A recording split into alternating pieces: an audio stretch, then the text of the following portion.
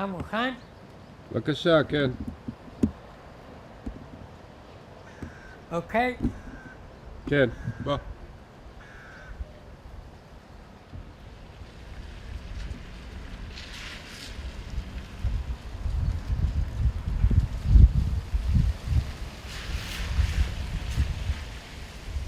תראה איזה דליה יפה יש לי שם.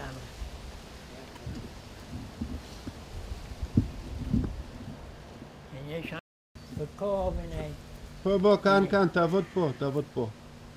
הנה, איזה דליה יפה. תצלם את הדליה. תוציא איזה עשב, משהו, אריה. Do as if you are working. מה? As if you are working. אני לא שומע את זה. הוא רוצה שתעשה כאילו איזה עבודה בגינה. לעשות איזה עבודה בגינה, אני עושה הרבה עבודה בגינה. כן. הנה פה. הנה. תראה איזה יופי.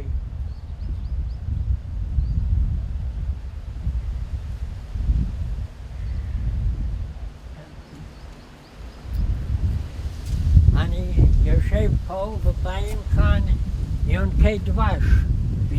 Before the rain starts, Okay, I'm starting. please. Okay, I've been a farmer all my working life here in Indore. And now that I'm retired, I work a little in my garden and in my orchard, and I try to make the surrounding a little nice to look at and beautiful, and we have all sorts of flowers here. We have daffodils coming up and gladioli, and I have dahlias here, and there in the orchard I have all sort of citrus fruits and other fruits, and I enjoy myself very much growing a little and playing around a little, and I try to keep a little active even though I am now almost 90 years old. Okay, now how about coming inside, have a cup of coffee, and let me talk a little and get it out of my system, and we'll see where you lead me. Thank Sounds you. great. Okay.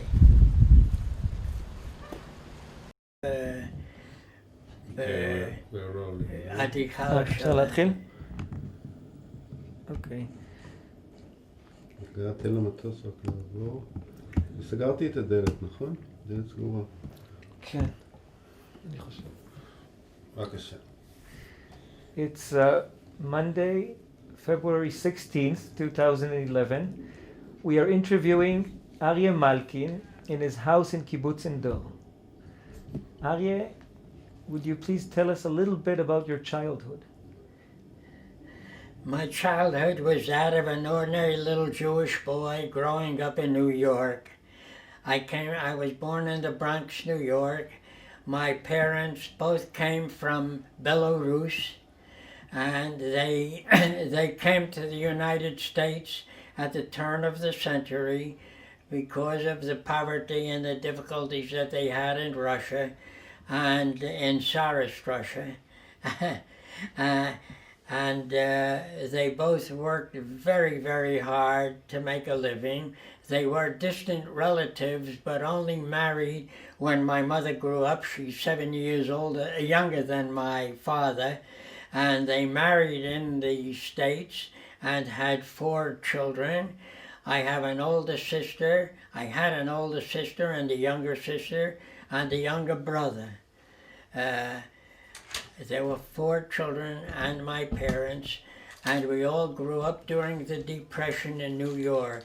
My mother was a seamstress, and she worked in the sweatshops, the famous or infamous sweatshops of New York of those times. We grew up during the Depression era of 28 to 32. We were all still fairly small children. It was very difficult to work and to make a living and to keep ends meet. But they were very interested, our parents. They didn't care about how hard they worked, both of them, but that the children should look nice and get a good education and get ahead in the world and become doctors and lawyers and other things like that, which none of us ever succeeded in doing. Okay. אני כל כך יפה שמישהו צריך להסתכל עליי שעה, שעתיים. Of course. Easy being a Hollywood star. Okay. Okay, please, we're rolling. Okay. As I said, my parents worked very hard to make a living and to keep us fed. It was very difficult at times. We were definitely poor. And we lived in an all-Italian neighborhood in New York with only a few Jews. And I went to elementary school and I went to junior high school. And I also, when I was 6 years old, I started to learn Hebrew in a Talmud Torah. That was several hours after regular school. I would go to the Talmud Torah, and I wanted to learn Hebrew. It wasn't that it was a burden or that my parents forced me or anything like that. I liked it, and I was interested. And while I was at this Talmud Torah, which was in a synagogue, the classes were in a synagogue, so the madrichim of a Shomer HaTzair movement came to the synagogue and asked the rabbi if they could use the classes of the Talmud Torah for meeting because they had lost their meeting room, their meeting place. And he gave them permission to invite us, the students, the children, to hear what they had to say. So I went to this first meeting in 1932 when I was 11 years old.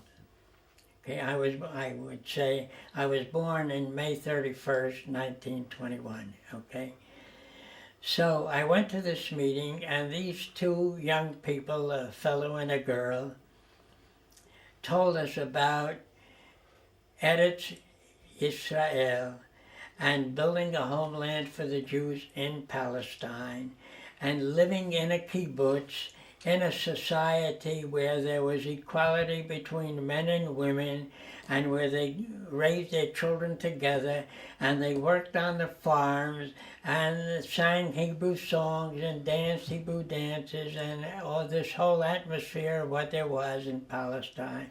Well, everything that they said struck home by me, and I was interested in that totally from the very beginning as an 11-year-old kid. So my relation to Zionism and to Israel was not because of something I didn't like in the States or didn't want or because of anti-Semitism or anything like that, but because everything I heard about building a homeland for the Jewish nation and for the Jewish people and building a kibbutz society in which I could live and work on a farm, all that appealed to me, let's say emotionally. I was, after all, only 11 years old. But that is what I wanted to do. I decided at 11 years old what I wanted in life. And here I am at this age, and I did everything that I'd wanted to do, that I decided I wanted to do when I was 11 years old.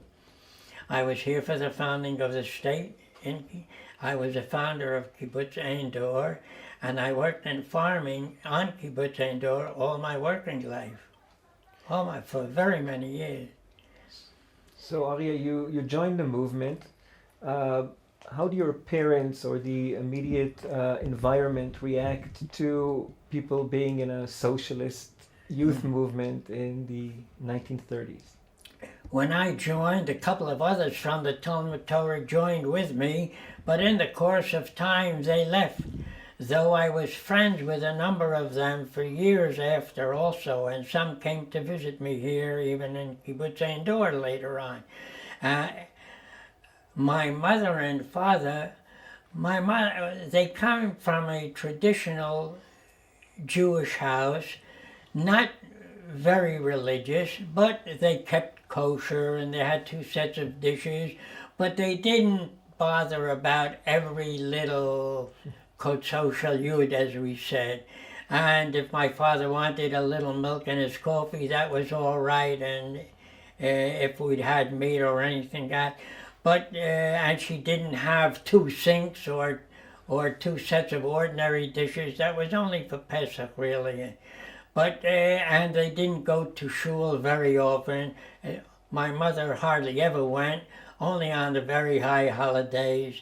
And I sang in a choir on the high holidays, so they came to hear me as much as to go to the shul. Okay, I was bar mitzvahed and I learned my bar mitzvah thing, but I was also not particularly religious, and going to Shomer Tza'ir and the synagogue at the same time at the age of 11 or 12 or 13 didn't bother me too much, and later on the synagogue dropped out and Shomer Tza'ir became my whole life. It was very much more important than all my schooling. I never put any effort. I had trouble at school because I was fairly smart compared to the other kids in my class, let's say, at any rate. And I did not have to work hard or at all in order to pass whatever or to know whatever I had to in elementary school or in junior high school. And then when I went to a secondary school, I went to a special secondary school in downtown New York in Lower Manhattan, which a regular 4-year high school course took only 3 years, and since I came from junior high, it took only 2.5 years. So that, together with having skipped a grade or two in public school, I finished my 12 years of schooling at the age of 16. And then I started to go to CCNY, to City College of New York. Why did I go there?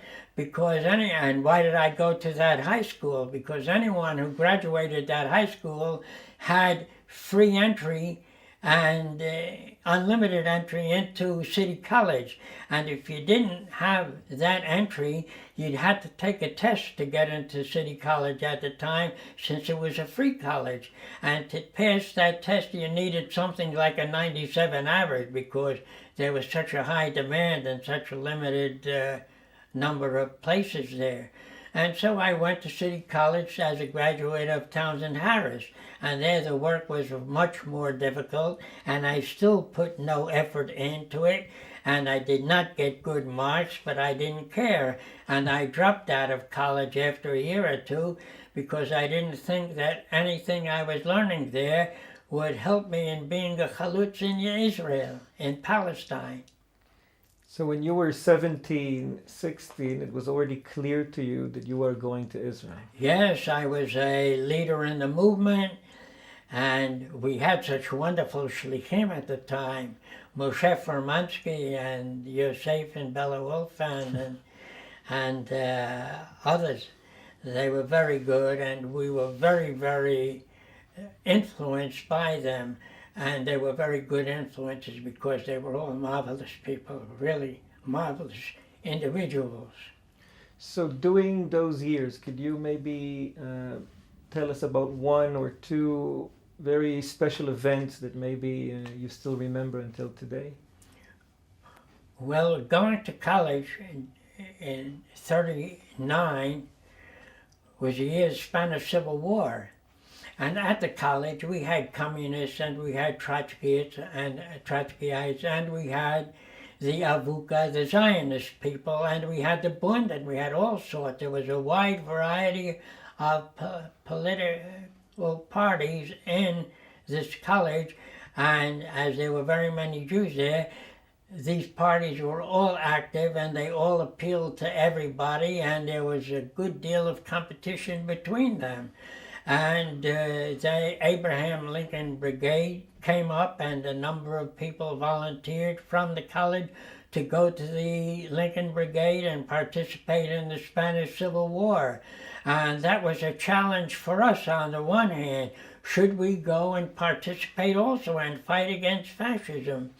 And although I personally, and most from the movement also, felt that even though that was a very good policy and thing that deserved our support, we decided that we would not go there personally because Zionism needed us more than the Spanish Revolution needed Jews to help them in their fight. And we didn't see Spanish revolutionaries coming very often or very much to help us in our fight. So we'll do our thing and they'll do their thing, and kept on in our ways. On the other hand, there were the communists who said we'd have to make a world revolution and turn everything upside down all over the world, then it would be good for the Jews also. But we did not believe that, and we did not believe that the communists had the answer to the Jewish problem. We said Borachov had the answer, and not Marx, and so we did not fall for the communist line either, and we were very adamant in our policy, and that's what kept me a Zionist until later on. Okay, so we move on, and the war begins in Europe and in the Pacific. Mm-hmm. And at what point do you join? Well, when I saw that there's a connection here with what I did later on.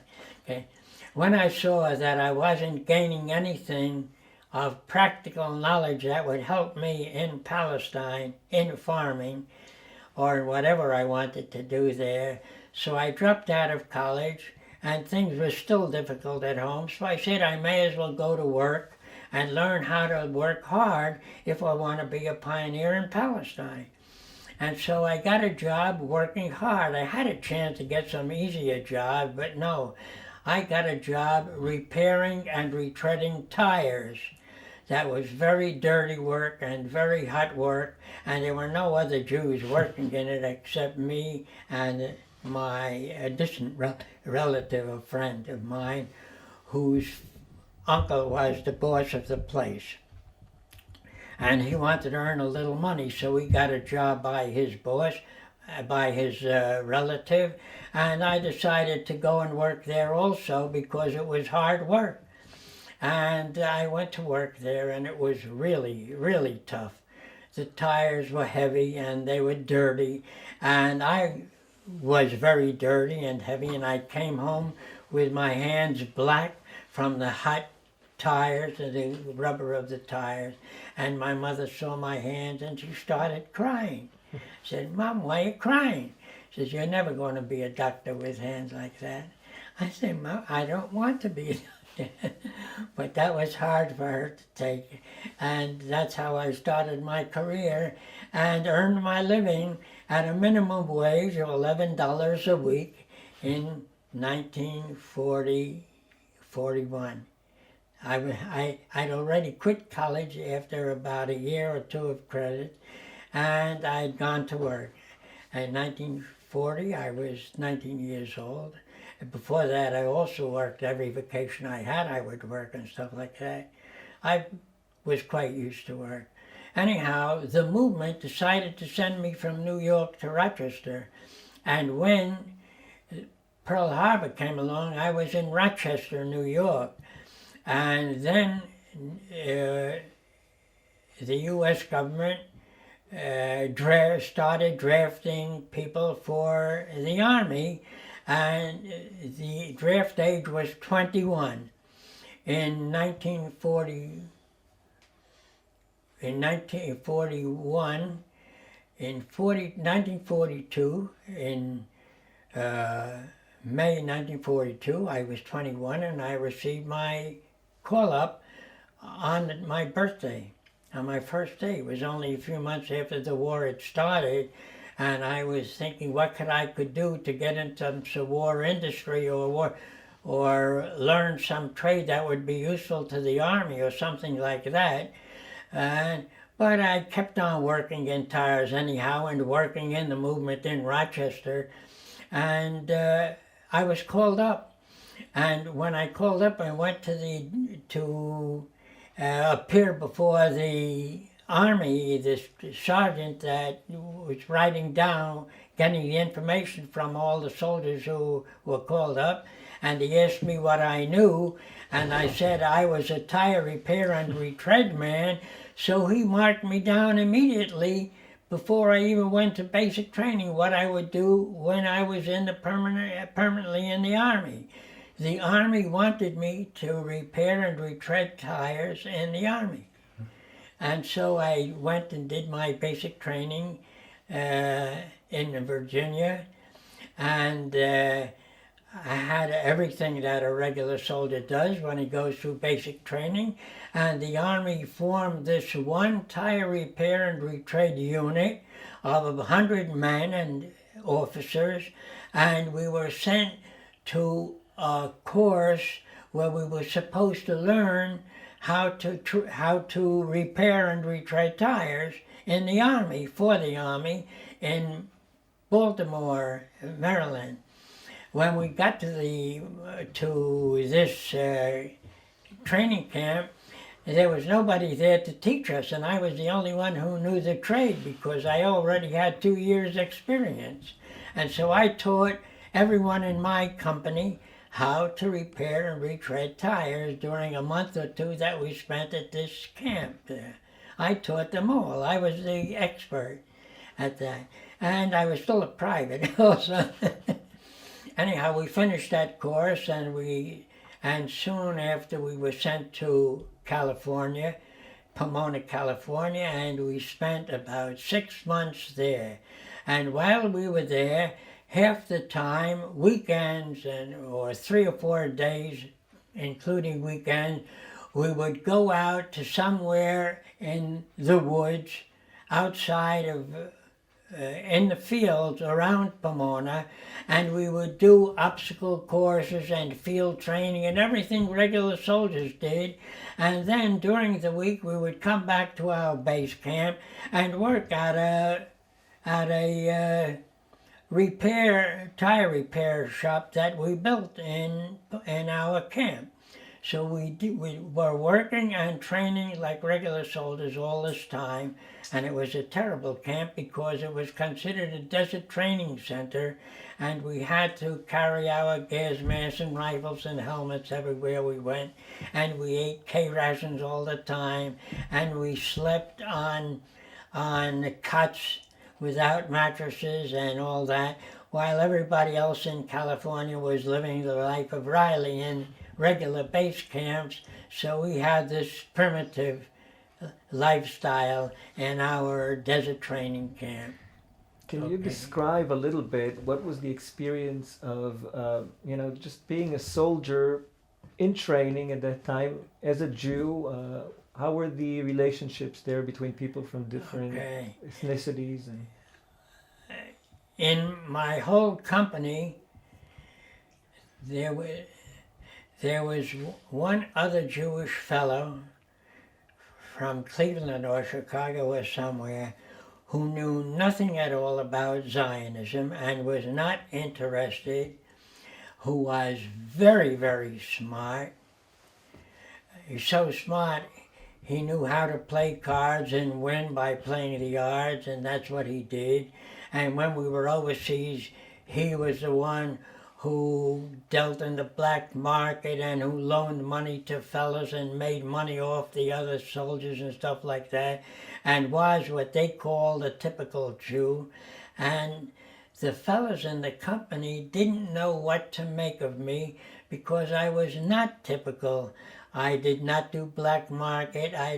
I played cards very little, but didn't make money like that other guy made money, only a little bit for our kuppah, for our common treasury, because I was just a little smarter than the other fellas, that's all. And but I didn't fool them or trick them or something like that. But I didn't make money in the Army off my fellow soldiers or off the black market or anything like that. I was a shomer in the Army, okay? And there's a big difference. Okay, so they knew I wanted to go to Palestine. So they were not particularly anti-Semitic. And I never had any occasion of that sort of difficulty with them.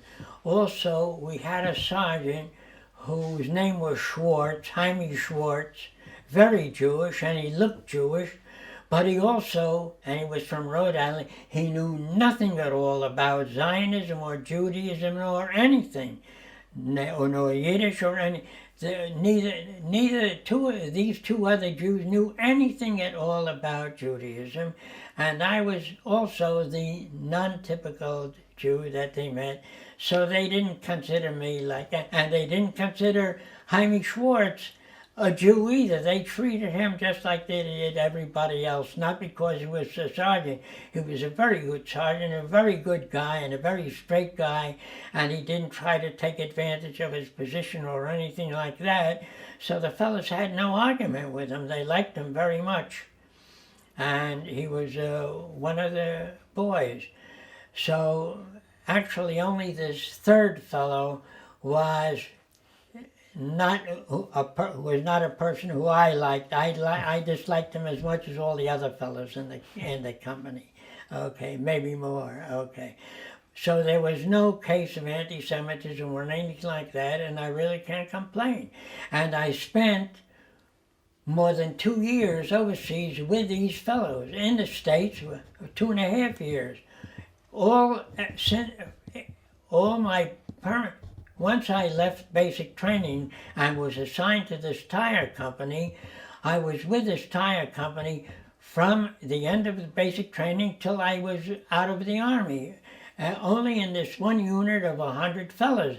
And when we went overseas for the last year, we were only one platoon of this company. These fellows I'd already known for over a year, and now I spent another year with them with only another 25 fellows from my platoon.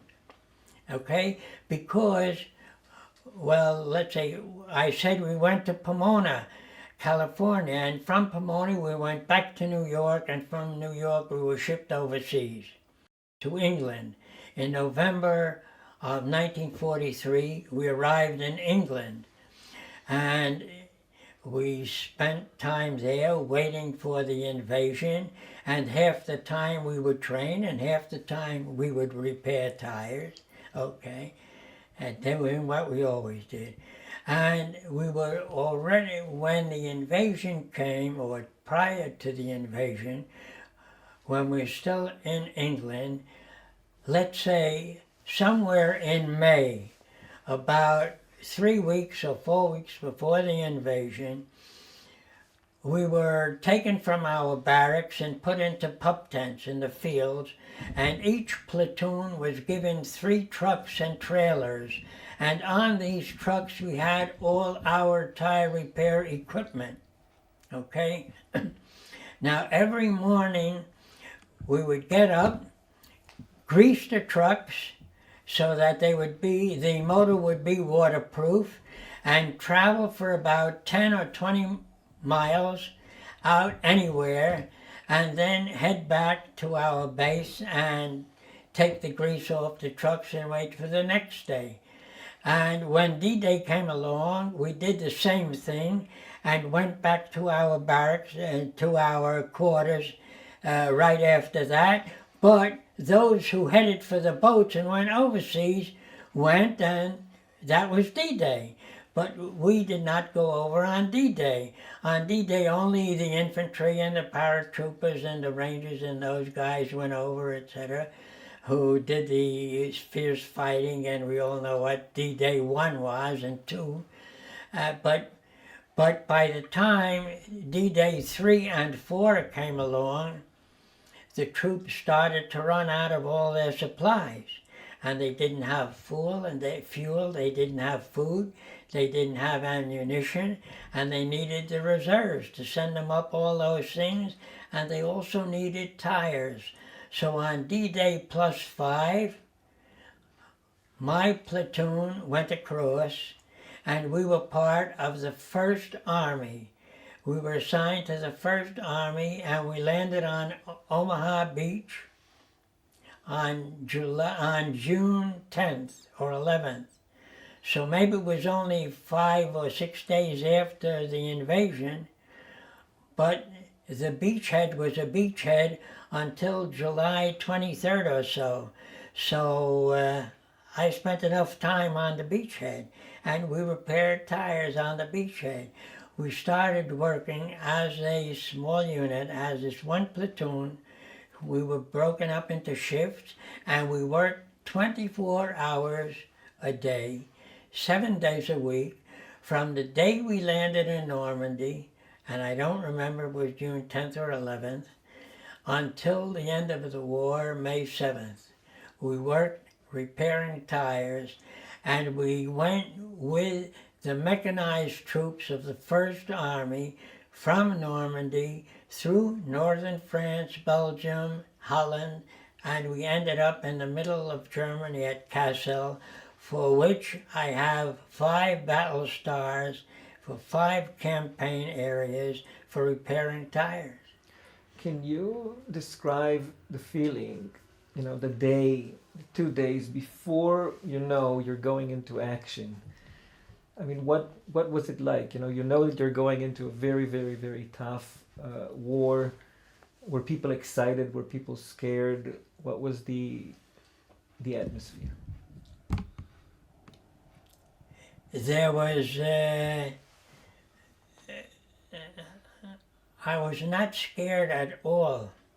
I don't know if I was too dumb or didn't have enough knowledge of what it was about or what to expect.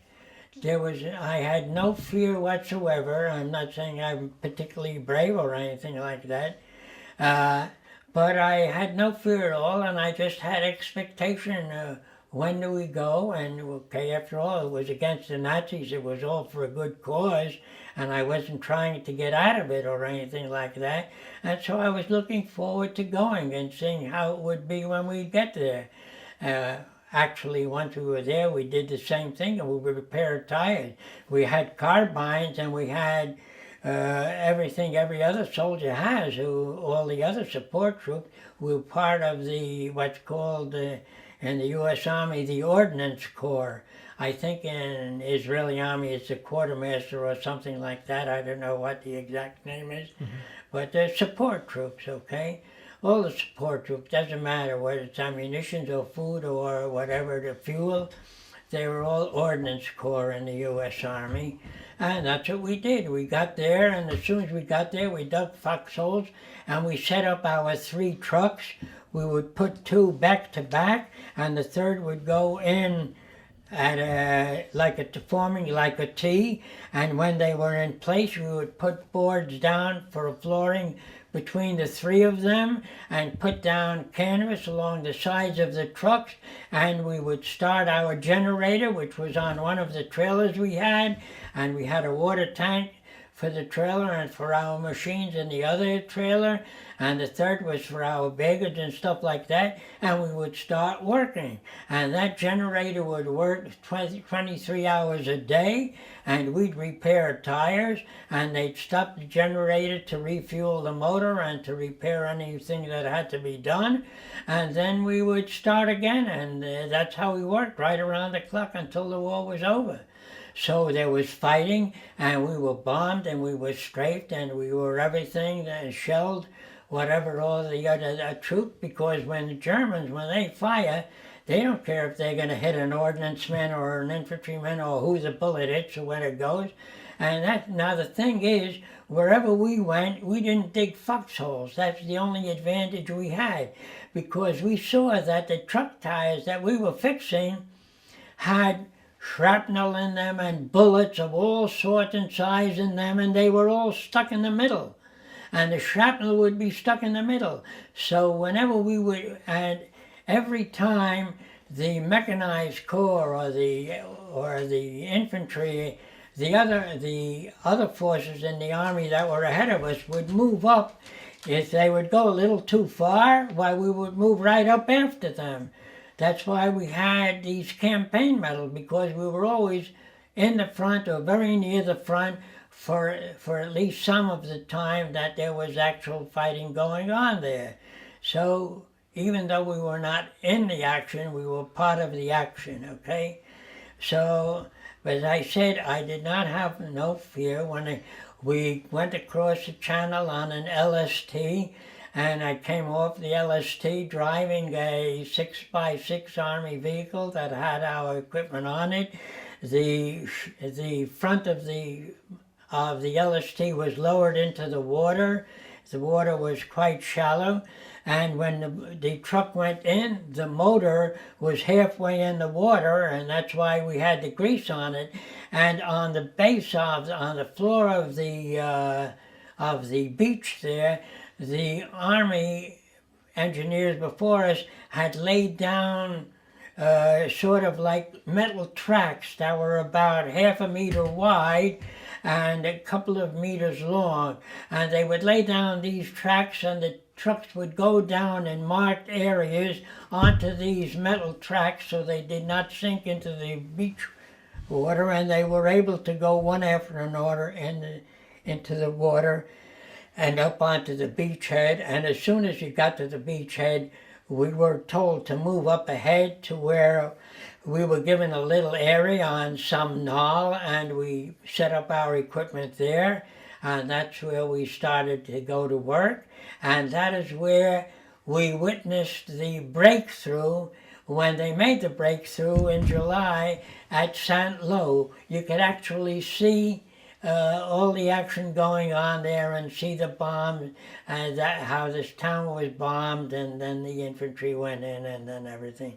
Even though we were a couple of kilometers away, we had a clear view of everything that was going on. So you started from Omaha Beach and you ended up in? Well, we went from Omaha into Normandy, and then we went through Paris on September the 1st or 2nd, just very shortly after the frontline troops went through Paris. And we did not stop.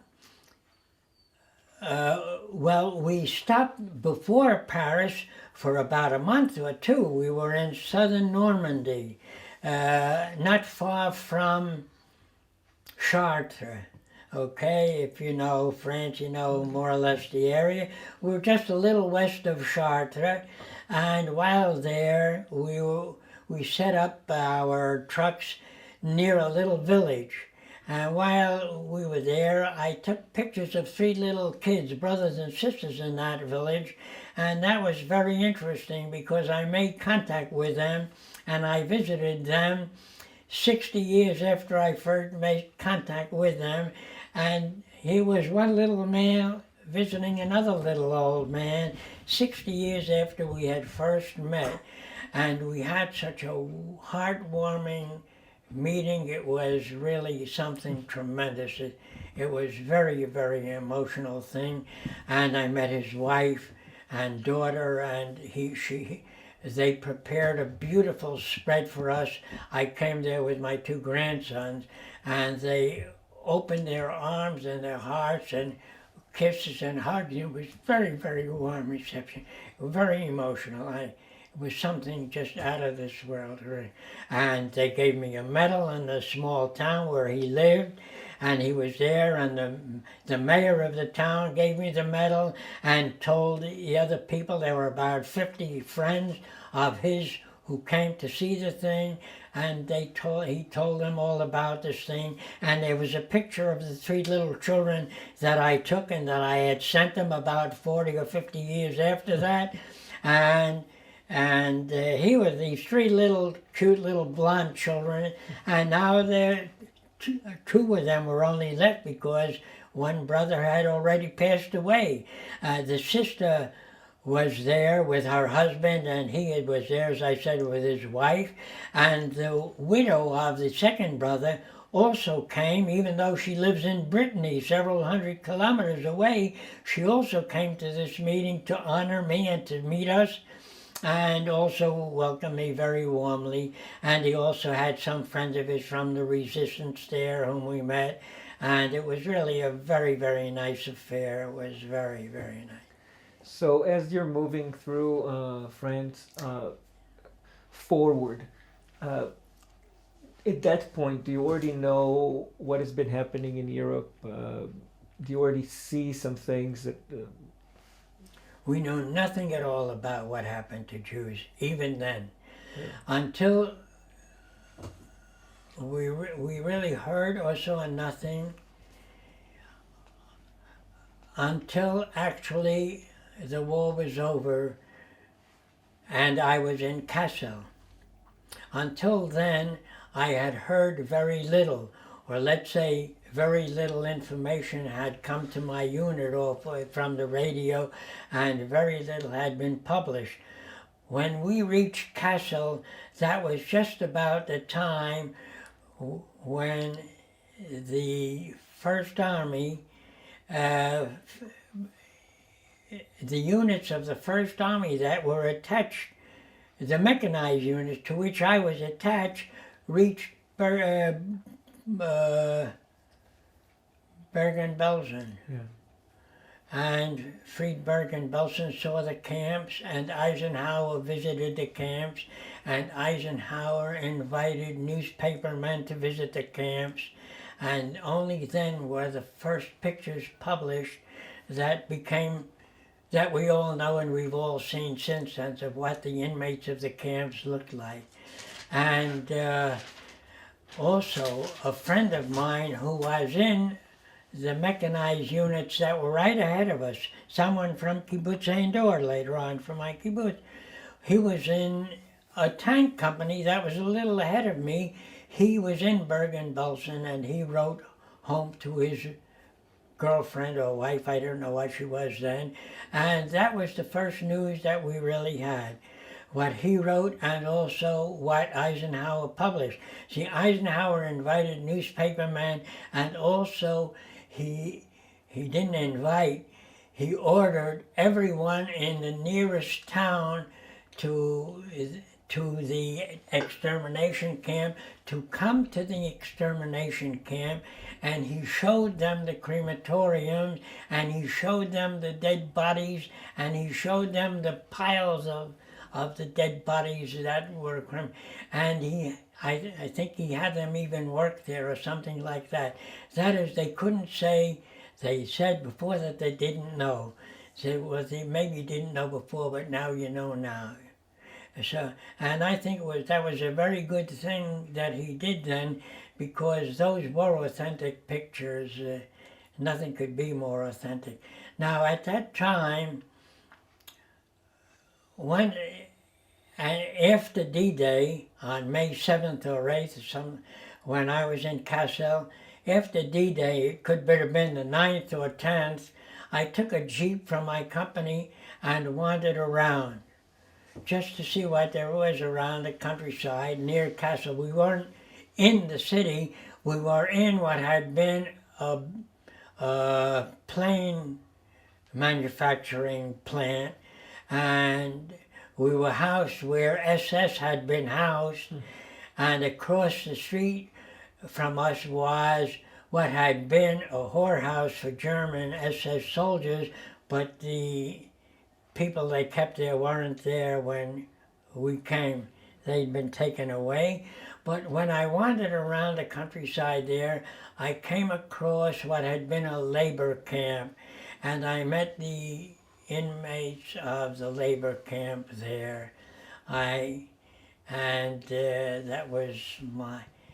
was my really first shocking and very, very strong impression of what it meant to be a survivor of the Holocaust, and that made a lasting impression upon me, which one cannot erase. So you only first really realize what's happening when you're in Kassel? Excuse me? Only when you're in Kassel you actually... That's right. Only then did I actually realize what had been rumored, and you couldn't tell from the rumors exactly what. You could just know things must have been pretty bad or pretty terrible for the Jews before that, but that was in the air. You didn't know exactly what it meant. What terrible didn't describe what I saw later on, okay, what I saw, what the people looked like. And it's not, even the pictures that you see don't give a full meaning of what the people look like, because when you looked into the eyes of those people that I looked at, I was standing them on one side of a fence from another as I'm standing opposite you, sitting up, and you looked into their eyes and you saw no reaction whatsoever. You didn't see life in those eyes. You saw death. That's what you saw. You saw emptiness. And that's what it meant being in the camps. There was no life in those people. And I don't think people who had gone to that could ever become normal again. It's hard to imagine something like that. When you, as a young man who's a Zionist and also is an American soldier, when you meet these people in Europe, what did you tell them? It was hard to have a conversation. They didn't speak very loudly or very clearly, and I speak Yiddish, but not very good, and my folks came from Belarus near Lita, from the Mogilev area, and they spoke Polish Yiddish of a different dialect, which was more like Warsaw Yiddish, and there's a big difference between them. Okay, so it wasn't easy for me to understand them, and they were also then under the care of American soldiers. So there was really nothing that I had to do for them, because I was there was a soldier, American soldier from that unit that was guarding them not far from me. He said, "Don't give them anything to eat, and you don't have to give them anything because we'll take care of them." But that's it, okay? So there was really nothing that I could do for them physically to help them or anything like that. And it would be very bad to have given them food, because what they ate had to be controlled, otherwise they would be very sick, okay? So it's just the impression that it made about me. I told the guys that I saw these people who were left from the Holocaust, and that's it. And okay, but that was the first news I heard, and that's it. So you, until when are you actually in Europe? It took me a long time to get back to the States, because at first they were thinking of sending us, I guess, to Japan, and they kept us in an in-between camp, which was not a permanent camp and not a disembarkation camp, but it was just a holding camp, and troops went from there to disembark back to the States, and we stayed there. A unit came and left, and we stayed there. Said they're going to send us to. Then when our captain shipped out of the unit, we were quite sure we were going to Japan, but then America dropped an atom bomb, and so that was canceled, and we didn't have to go, and we were sent back to Paris, and we spent a couple of months there, I don't know exactly how long, guarding German prisoners, and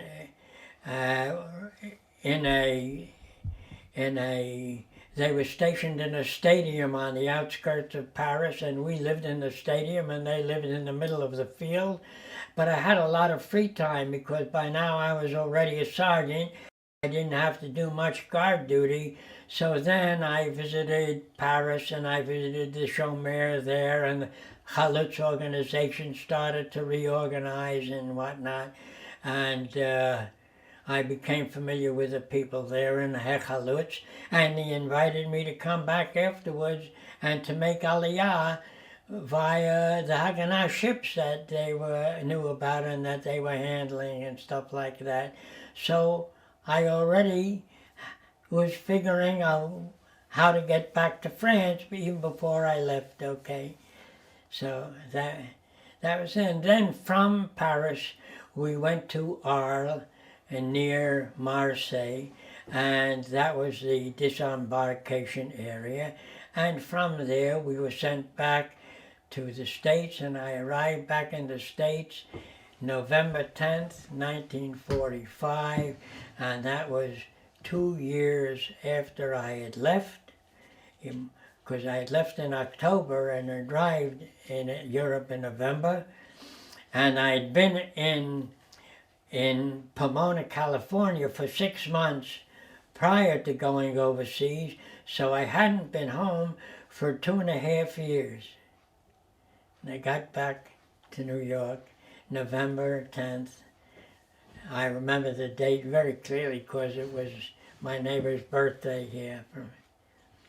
Okay, so where do you want me to go from here? How were you received? You come back from the war? כן. אפשר שנייה לפרט? כן. בגלל שזה הולך לסרט מסוים, יכול להיות ששווה להגיד ולשאול אותו איך הפגישה עם המשוחררי המחנות השפיעה על התחושה שלו לגבי הציונות. כן, זה כבר, אוקיי, בסדר. סתם, אני פשוט, בגלל שזה סרט ספציפי. שמעת מה? לא. יוסי אמר שאולי כדאי להתייחס איך הייתה החוויה של הפגישה עם המחנות, איך זה התחבר אצלך לעניין הציוני, אבל אני פשוט, איך זה התחבר אליך לכל, איך זה חיזק את העניין הציוני אצלך. זה שפגשתי את כן, זה כבר היה חזק מאוד, פשוט, הוא כבר בגיל 11 ידע שהוא... לא, בסדר. אני יודע למה אתה מתכוון. זה באמת. זה מיזג ביחד עם כל הדבר, זה רק חיזק את הרצון שלי לעשות מה שאני החלטתי לעשות כבר קודם לכן, כן? זה עוד סיבה, למרות שלא ידעתי איך בדיוק אני אמרתי, זה רק סימן שהיהודים צריכים בית משלהם. So let's just say it maybe in English, just to... Oh, I forgot.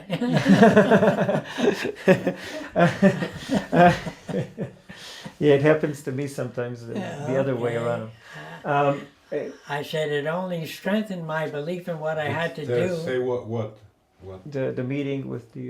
When I met the survivors of the Holocaust at that labor camp that I came across, I don't know what the name of that town is or what the name of that labor camp is, even today. I think I have to try and find out one of these days.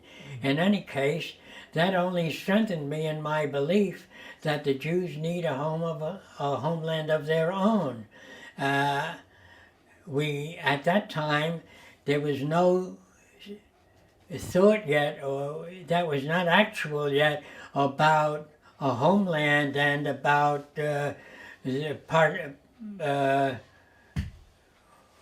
what they call the partition plan? Not participation, to separate partition. Yeah, the partition plan. Yeah. Between Arab and Jewish homeland, that was still no talk of that. It was still a Palestinian mandate at that time. This was 44, not 45, okay? But I said it still shows that the Jews need a homeland of their own, and this is another reason that proves that they need a homeland of their own. And there was nothing for them to do in Europe. Europe was just a graveyard for them, and anyone could see that, and anywhere they could go. Anti-Semitism was not dead in Europe with the war, okay? In any case, when I got back, and my peer group that is now Kibbutz Dalet, Kibbutz Eindor, was living, there were those that were in New York were living in a commune in the Bronx. And this commune, where there was maybe about 20 people at the time, or 25, or 30 even, I don't know. We had a little house there in the Bronx, which was just about 5 minutes away from where I lived by bus, and 10 minutes walk from where I lived.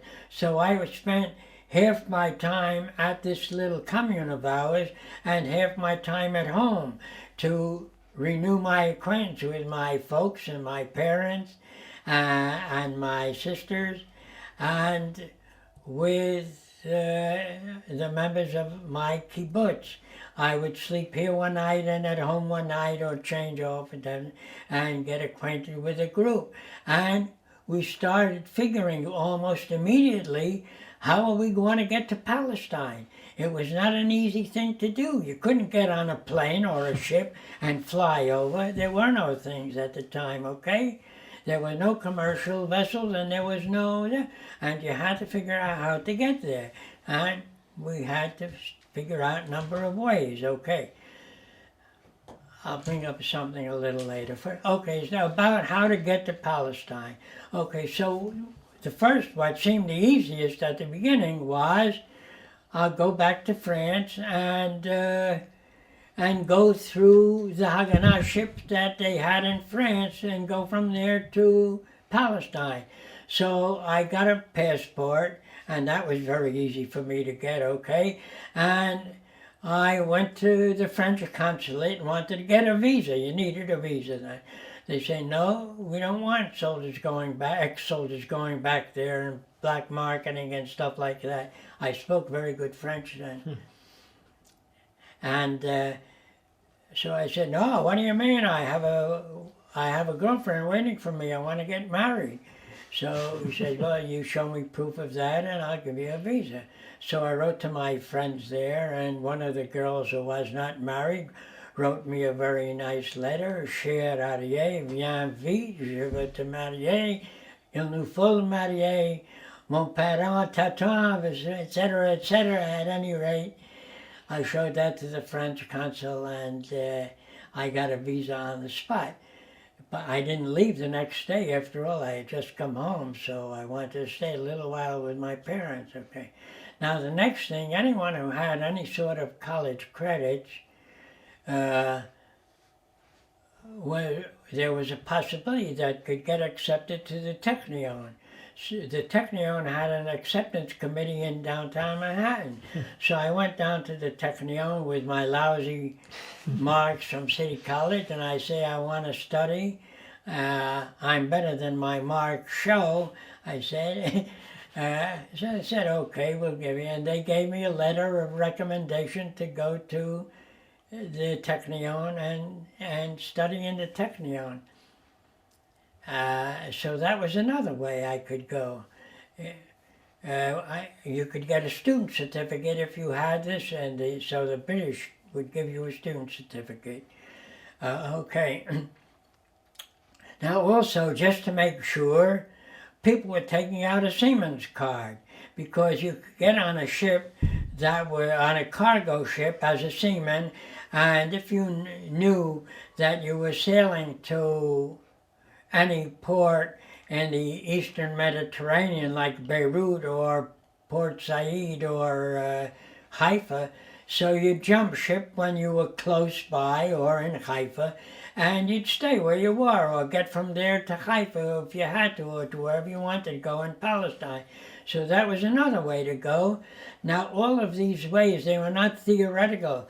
We have people who went in Ein Dor who came here by all of these means and by others as well. So you worked together as a group to try to get everyone, all 30 No, of you? each one did their own thing. So it was individual? Now because I came from the army and to this commune, others came before me and they started earlier on this process, and others came after me, and whenever someone would come, so he would start looking this way and that and arranging his own personal affairs. Some had wives there and some had girlfriends, and some, like me, had neither, and so I was more free to choose exactly what I wanted to do. Now I did have one difficulty about leaving soon. And I haven't mentioned that until now, and that's connected a great deal with what I did later on. I had a kid brother. I mentioned that I had a brother, and he was 5 years younger than me. What was his name? His name was Gilbert Gedalia. And he was also in Shomer HaTzair, in what would have been Kibbutz Barakai today, okay? He would have been in Kibbutz Barakai. Now, he was drafted into the army when he became 18, because the draft age was lowered later on. At the beginning, it was difficult for the U.S. to raise a too large army. It didn't have the means to absorb too many soldiers at the beginning. So when I went in, the draft age was 21. And after they finished with the 21-year-olds, they lowered the draft age to 18, and they developed the units which could absorb the 18-year-olds and put them in basic training the way they should. Okay, so my kid brother was in the Army at 18, and that's already 2 years. After me, I was already overseas. I was in Belgium or something like that, or in France, definitely. He went to the Army, he was put in, finished his basic, was put in the infantry, had a couple of months training in his infantry unit, and he was sent overseas somewhere around December of 1944, okay?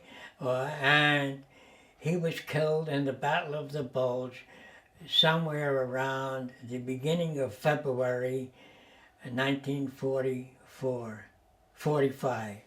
He was killed in the Battle of the Bulge. And at first he was AWOL from his unit for a week because he never came back. But his dog tags were found in the Ardennes, and he had been shot in the leg by a mortar shell, and so people knew what had happened to him. And then later on my parents were informed, and they wrote me, so I only heard about the whole thing 3 weeks or a month after that all happened, and I was already in Germany, in Aachen, in Bonn or in Aachen, when I heard about it. And he was buried in Belgium in a mass cemetery that the Americans built in southern Belgium, but I couldn't find where the cemetery was. They mentioned a little town, I couldn't even find it on the map. Now, when we were in Belgium, we stayed in one town, the town of Ardennes, for 10 weeks, and we stayed with civilians because I got private houses for all my platoon in which to stay. So we moved from some schoolhouse where we'd been or something like that, and we moved into private homes of people there because I went around and I spoke, and I got apartments to put up all the people in our platoon, and so we moved into them. And the place I was staying, the father was a worker on the railway lines, and he knew Belgium inside out. And so I asked my captain if I could go back to Belgium to visit my brother's grave. Not my captain, my platoon officer, my first lieutenant, and he gave me permission to visit for a couple of days, as long as it would take. And I went back by hitching from Belgium to Holland to this town that I was in Ardennes, and I spoke to the Belgian father who worked on the trains, and I asked him where this town was, and he showed me where it was on the map and how to get there by road or by train or any way I wanted. And I went down there and I took pictures of my brother's grave, and I sent it back to my folks. The thing is, later on some holiday, the Belgians that I spoke to, this family that I lived with, they went down and they visited the grave also, and they put flowers on his grave, and they sent pictures also. So that was very nice of them. But we had very good relations with those people. So after... Anyhow, so that wasn't simple for me to go and tell my folks I want to leave. Yes. And one day we were called down, while we were in this commune, a shaliach, an emissary from Shomer Tzir, came to us. It happened to be Yonah Golan. You probably know Ran Golan. Okay, came to our commune and told us that the Haganah had bought 2 Canadian Corvettes and wanted them manned by members of the youth movements to make sure that they would get to where they were going, and that the whole thing would be kept secret, because these were the first ships that the Haganah intended to buy, and they were not the last. They wanted to buy many more, and they didn't want the English or the American, who should know about it. And this is 1946, right? 1945. 45 still, okay. Well, maybe no, it was still 45. We started working on the ships in January, just about. So this must have been December or something like that. And I was home in November, so I wasn't home very long. Okay, so that's about the time, December or January, something like that, that she came and told us about these 2 Corvettes, and 5 people from my little commune over there volunteered. That was my neighbor Mordechai Blocky, and Ze'ev Rauf, and Menachem Peretz, or Moskowitz, and Dov Zeligman. Dov Zeligman was killed in 1948, and that's another story. Close to Endo, right. Yeah. And Menachem and Ze'ev lived all their life in Kibbutz Endor and are buried in our cemetery, and they have their family here. And Dov Zeligman has members of his family here. And Blocky, my neighbor, is still alive. He and I are the remnants of our trip on that ship. Okay. So the Haganah wants you to man that ship. Those ships, yes. And then you have to tell your parents who... Excuse me? And then you actually have to come and tell your parents that you're going. So I had to tell my parents. So I didn't tell them immediately. Only after we worked on the ships for some time. And then we were called down to the Zionist offices in Manhattan. And Yaakov Dori, who was then the commander of the Haganah and later the first commander-in-chief of the IDF, he was there, and he swore us into the Haganah. And he shook hands and gave us each a Bible. We were now officially members of the Haganah, which was underground, don't forget. Okay, now since I worked in the Palmach, I learned a lot more about the purchasing that was done here and how they got the other ships and all things like that. But anyhow, at that time, okay, so we were sworn in, I knew we left, and I told my Haganah connection, I didn't know exactly, but I know who I had to speak to, that I had to tell my folks about it. He could depend upon that they wouldn't tell anyone. And one night I went in, I spoke to my parents, and I told them what I wanted to do. Now I told you, I tell my own story in connection with the story of what the Israeli palyamniks did during this period, because my own story is a story of a couple of months, one-time trip.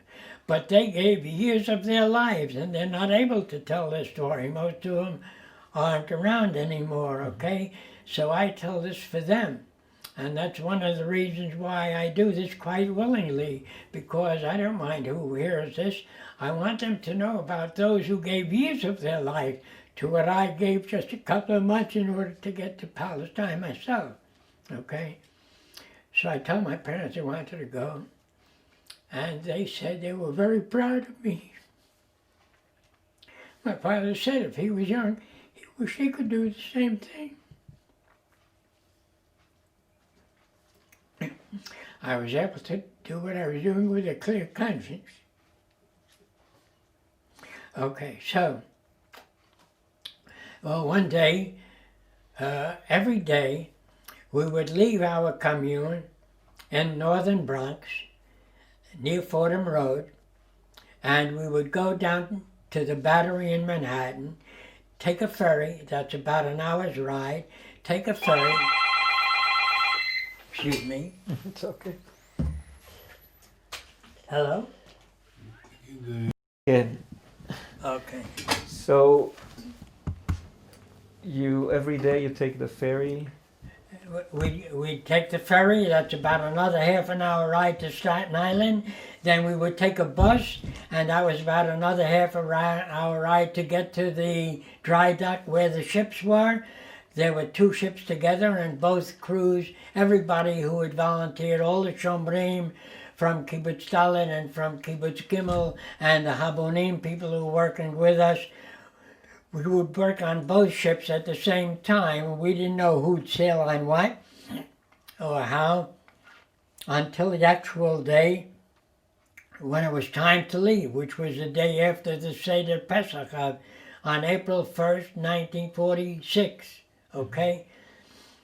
On that day, all our American documents and money was collected so that we wouldn't have any identification that we came from the States.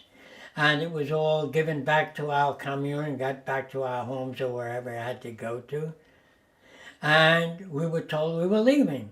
And on the spot, we were divided into 2 crews, and 4 of us from Kibbutz Dalet were put on one ship, and Menachem Moskowitz Peretz was put on the Haganah, and the 4 of us were put on what became the Josiah Wedgwood.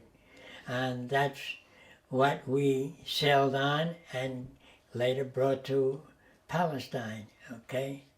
We came to Palestine, we didn't come to Israel. Okay, so... You came directly? Directly? No. מה? לא, לא. No, we're going to come to that, כן, כן, okay? כן. זה לך, All right. כן. So we sailed with this empty ship. I understand later that it had a little cargo. Now on the ship there were 4 of us from Kibbutz Dalet, as I said, Menachem, Ze'ev, Blaki, and me, and 1 fellow from Kibbutz Gimel from Chatzor, Yaakov Plit, and the other fellows were from Habonim. And I don't know most of their names, only knew a few of them. And we took off, we left, we didn't know where we were going. We were not told where we were going. Now we had a captain and a first mate who were Jewish and who were regular seamen, veteran seamen, because they were seamen on the banana run from New York to South America on cargo ships that worked that line there, and they were able to get captain and first mate papers.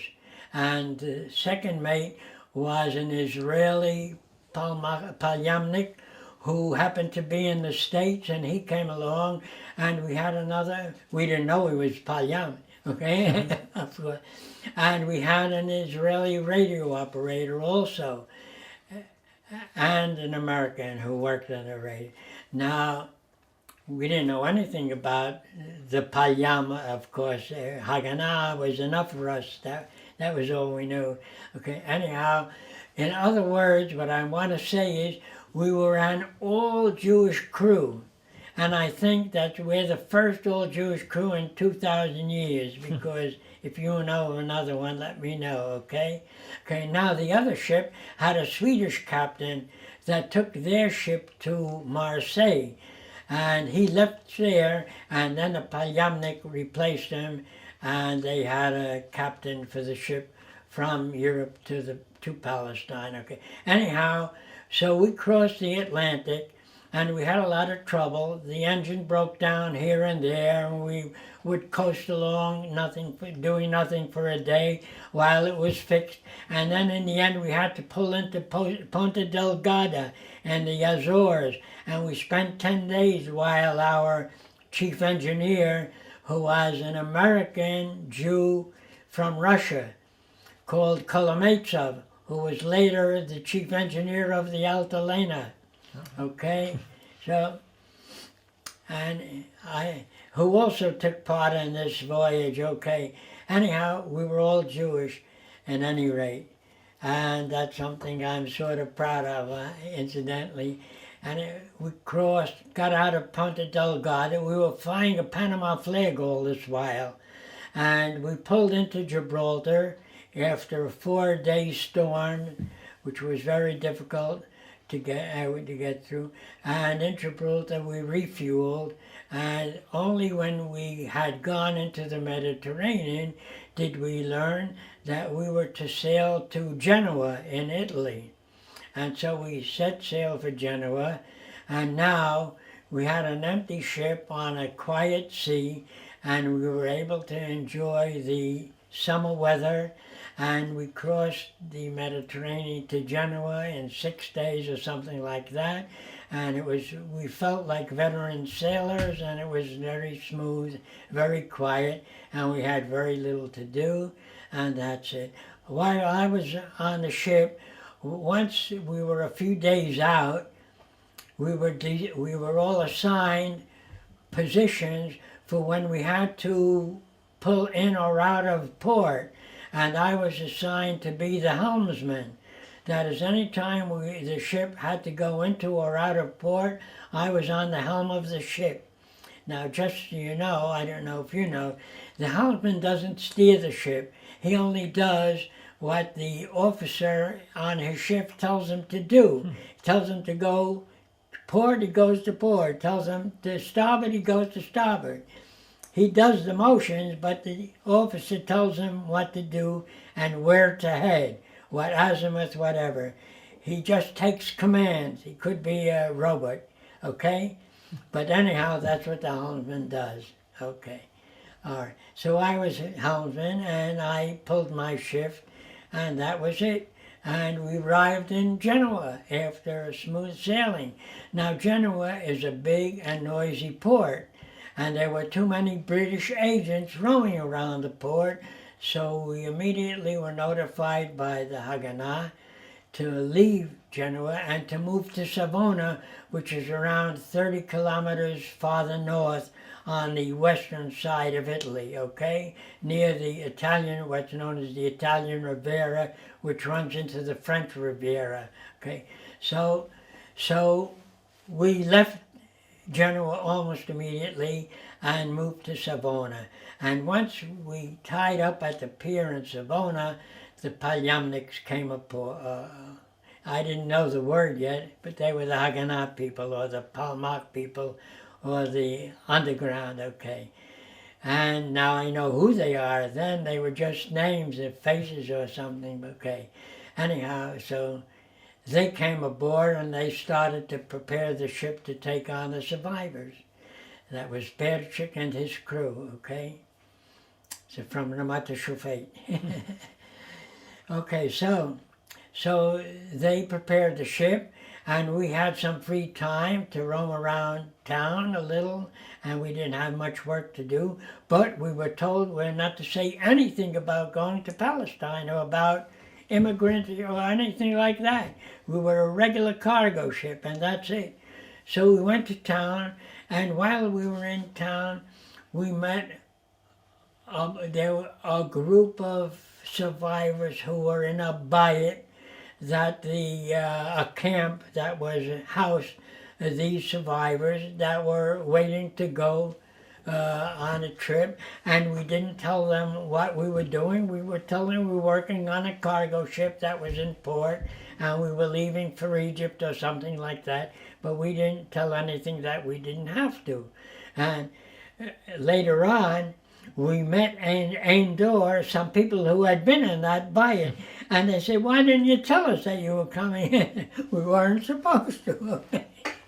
Okay. You were disciplined. Okay. But that was a funny position to be in at the time. We didn't know that they would end up here, and they didn't know it either. Okay, but we met them, and we heard what they were doing and a little about where we did, and that they wanted to come to Palestine, and it would just encourage us. Yeah, these are the people we were going to take and all that. And there was already a big difference between these people and the people that I had met when I had been in Kassel. Okay, so that was also very encouraging. It was hard to remember that these people I met here had been like that. And so that was very encouraging, I'd say. Okay. All right. So you get on the boat and... Okay, so we waited, the ship was ready, and then one night we were told we would be moving out of Savona to a small fishing pier a couple of kilometers away, and we were going to pick up our passengers, the survivors, the immigrants, the survivors over there at the port. So we left, and we had an Italian pilot on board to help us. Now, we moved out of Savona at dusk and we headed south. As soon as it was dark, we turned around and headed north. And we approached this fishing pier. Now, it was very difficult to back the ship into the pier, which we had to do. And it took a long time. The pilot tried, and later the captain tried, and later Burchett took over, I understand. I was the helmsman, I took orders from all of them, okay, whatever they said. And we worked for hours and hours and hours until finally the ship was able to tie up and was starting to load up the people there. Now, the passengers came and they were put on, and we were told not to talk to them, not to try to get acquainted with them, because it would hold things up, and we had to put on hundreds of people, and it had to be done quickly before dawn if possible. And so we would take them and load them. Nicht jetzt, ich verstehe nicht, move, and we would just move them on to where they had to go and to put them in and tell them to say any questions. Every time they would say, morgen, tomorrow we'll take care of it, okay? And just to get them to keep moving and not to hold things up. Anyhow, when dawn came, there was still a small amount of people that we had to put on the ship, and among them was an American journalist called I.F. Stone, and he was supposed to make the trip on behalf of the Haganah, so he would be able to write and tell about it, what would be done, and tell that story, okay? Now, as I said, when dawn came, there were still a few people to put on the ship, and along comes some Italian policemen. And what's going on here? You can't load these people up. We're going to quarantine the ship. Well, the Palyam people started talking to them, or people from the Mossad also were there. I think Shaul Avigur was there also, and Devora Sereni, Ada Sereni, I always say Ada Sereni was there, and the police and the journalist. They all start talking to the policeman, and the journalist says, "Who are you? What are you doing?" And he made himself a little offensive to them. And they took him and they brought him over to the nearest town and wanted to put him in jail. But then he showed the commander there his American passport and journalist papers and stuff like that. So they sent him back to the ship. Meanwhile, the Palyam people or someone over there managed to smooth things over with the policeman, and they told the policeman, look, let these few people board so we can put them away in the shade and give them something to eat, and then we'll do whatever you want to do, okay, and finish everything. So the policeman said okay, and they allowed us to load the rest of the passengers, including the Palyamniks who they were talking to. Once we were on the ship, Burchett just cut the lines and left, and we took out to sea. And we left, the journalist came back there a little too late. We were also clear of the beach. And wait for me. So the Haganah people said, look, we'll send you over to Marseille and you'll get onto the sister ship. Okay, that's what they did. And he wrote a story about the sister ship called Underground to Palestine, and it's a very interesting book. And he himself is an interesting person. He's also passed away since then. And I have a copy here, a couple of copies. anyhow, so that's it. We were out to water, and we had over 1,200 passengers on the ship. 1,200 and 1,230 or something like that. We wanted to take even more, but we couldn't get any more to How the much beach. more was that than what was supposed to be the capacity of the Not very many more. That was about it. Later on, because this was the first time, now once they fit up our, and we built an extra sort of we added something, a roof to one open deck to put more people in. But they figured out how to put in more people when the second Corvette, which was an identical ship, was in Marseille. They knew how to prepare it after they prepared it for us. And when that left Dubrovnik on the second time they took passengers, they took over 2,000 passengers on their ship, so they knew how to put in more than we did the first time, okay? But we had about 1,230 or 40 people on it. But it was very, very crowded, very crowded. It wasn't a pleasant journey. It wasn't a cruise, okay, that you pay for. But these people all wanted to go, and they all were very good passengers, and they all obeyed all the commands about how to behave on the ship, because when you travel on a ship, you can't have 1,200 people going to a dining hall and eat. They had to be given food, and they were divided into groups, and each group had a leader, and each leader would go and get the food for his group, and he'd give it out to his 15 or 20 people, and he'd get the water for those people, and he'd make a queue for who would go to the toilet and who would go up to the deck to get fresh air. Everything had to be organized. And we also had a group of partisans on our ship from Russia, and they were an altogether different kind.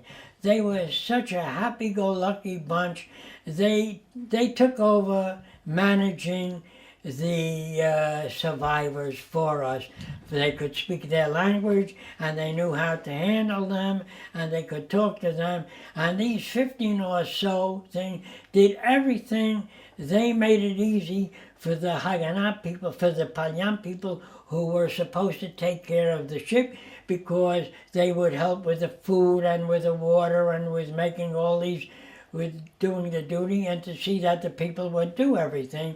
And the people did, as I said, the people cooperated, and it was easy for us. We had absolutely nothing to do with the survivors on the board. We were sailing the ship.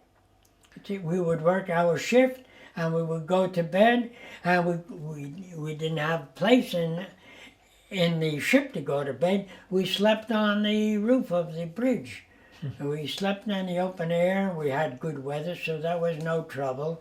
And in 7 days or so, we were opposite the Carmel Hills and figuring out how are we going to get in. Then the next morning, that evening, when we were about 50 or so miles from Haifa, a British plane flew overhead, and we knew we'd been spotted by the British radar. The next morning we looked around, there was a shot over the bow, and we were surrounded by 3 destroyers. And one destroyer announced that we were now captives of the British Royal Navy, and we would be towed into Haifa. And we received orders from the Haganah not to resist, because we would be put into athlete detention camp and given certificates in due time. And so we did not resist, but we pulled down the Panama flag and put up a big sign and put up the Star of David. And when the Star of David came up, everyone broke out singing Hatikva, and the British soldiers stood at attention on their destroyer until we finished singing. And then I left the I left the helm of the ship, and we put one of the survivors there just to hold on to it, and told them to head for the refineries. And the British came on board, and they took over the ship, and they towed us into Haifa. And from the ship, they loaded us immediately onto the buses, and the buses drove to Athlete Detention Camp. And when we got there, while we're driving there, I told my neighbor, look, there are no palyamics with us. Did you see that? None of them are here. I wonder what happened to them. Why don't we take off? Later on, I asked Berchik, what happened to you? Why didn't you get to Athlete? So he said he walked along the row of buses when he got out, and there was one bus with a driver from Eina Shofet. Your father said some Nachman or someone, I don't know, from Eina Shofet. So I told him to leave his cap there and to get off and to meet me at the gate. So he got off, and I took his place and put on the cap, and I drove the bus with the survivors up to the gate. I left the cap and got off, and the regular driver got on and took the bus to Athlete, and I went to the nearest bus stop and went home. So it's very interesting. What you're describing is you are taken by the Brits, but there isn't a feeling of despair. There's even a feeling of elation, of happiness that you got to Israel finally, you got to Palestine. Well, it was like, okay, we're here. We've arrived in Palestine and we're going to stay. So from that point of view, we were not disappointed, and there was and I think the survivors also felt something like that. Okay, now when we happened to arrive on Black Saturday, and Athlete was full. Athlete was full, and Latrun and Rafiach and all the others, with all the kibbutznikim and with all the heads of the Sochnut that they put into the camps at that time, trying to capture the leadership of the Palmach and of the underground and the Haganah and all that. And so we spent about 10 days, the first 10 days, in Athlete until in a temporary camp of tents that they set up there. And this was right next to the permanent camp, right alongside the permanent camp. Now the thing is, we will put 25 men into each of these tents. And these were what they call tropical tents that had 2 canvases on them.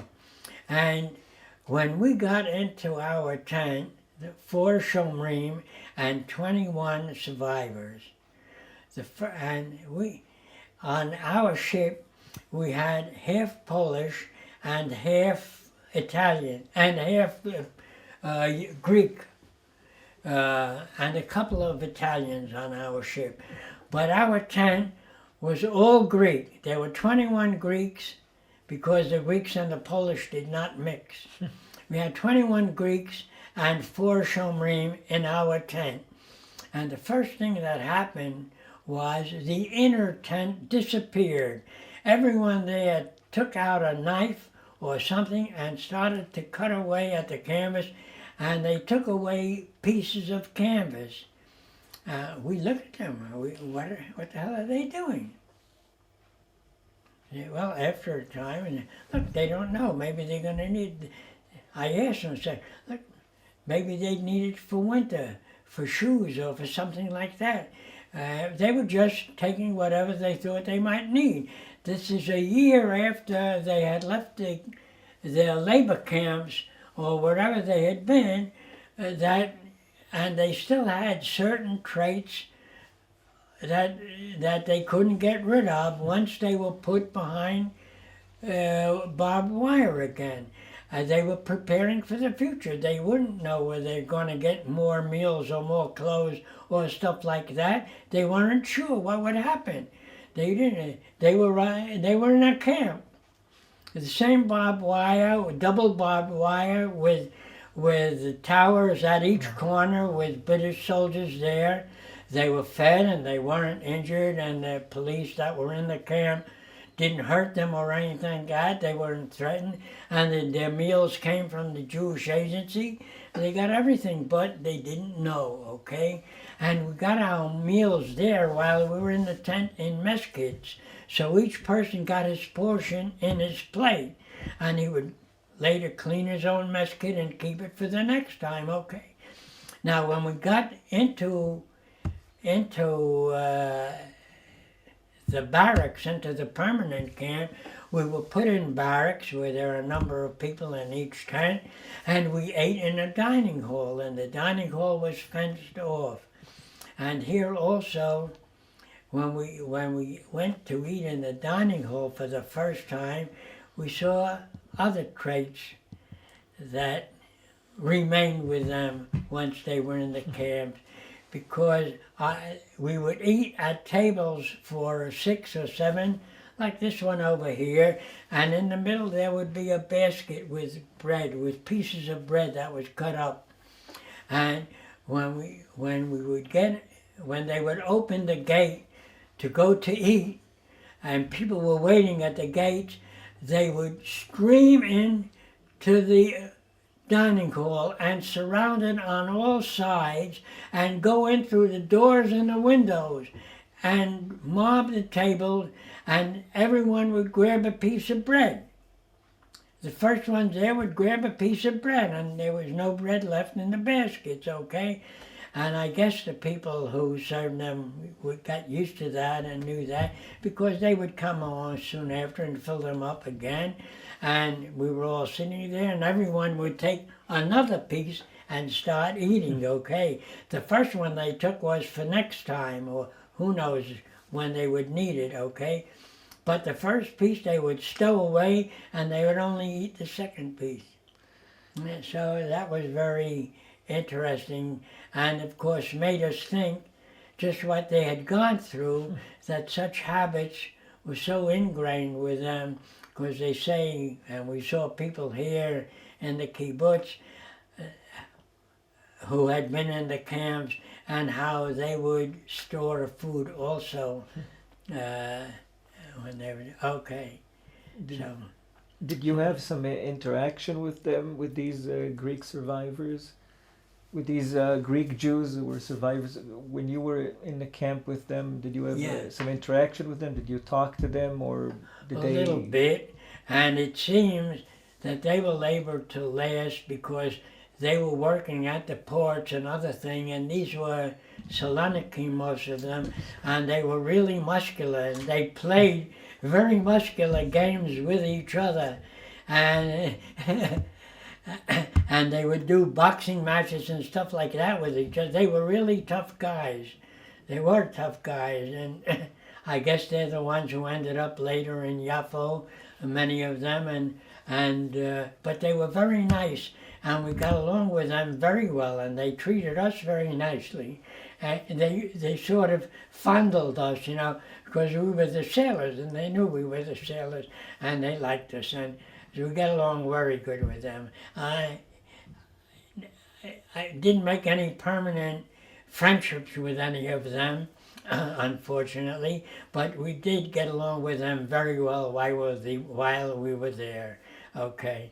And then the Haganah sneaked us out of the camp, and we went to Mishmara Emek, and that's where we joined the rest of our members from Kibbutz Daled, and later on we joined what became Kibbutz Daled Yisraeli, Kibbutz Endor.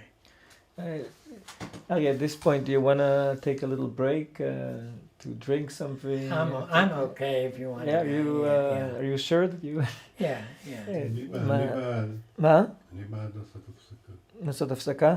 5 דקות. נעשה משהו קצר, רק שירותים. מה? שירותים. לא. אתם רוצים קפה או משהו? בבקשה. אני כוס מים. אמרתי, אם זה בסדר אצלו, אז זה בסדר אצלו. הוא גם לא החליף את השם. הוא גם לא החליף את השם. נכון, כי הוא אומר, סבא שלי. הוא אמר, מלכין זה בן מלכה. נכון. So let's get back to. So you were an athlete. How do you get out of athlete? The Haganah made a tour, made a queue for the sailors there.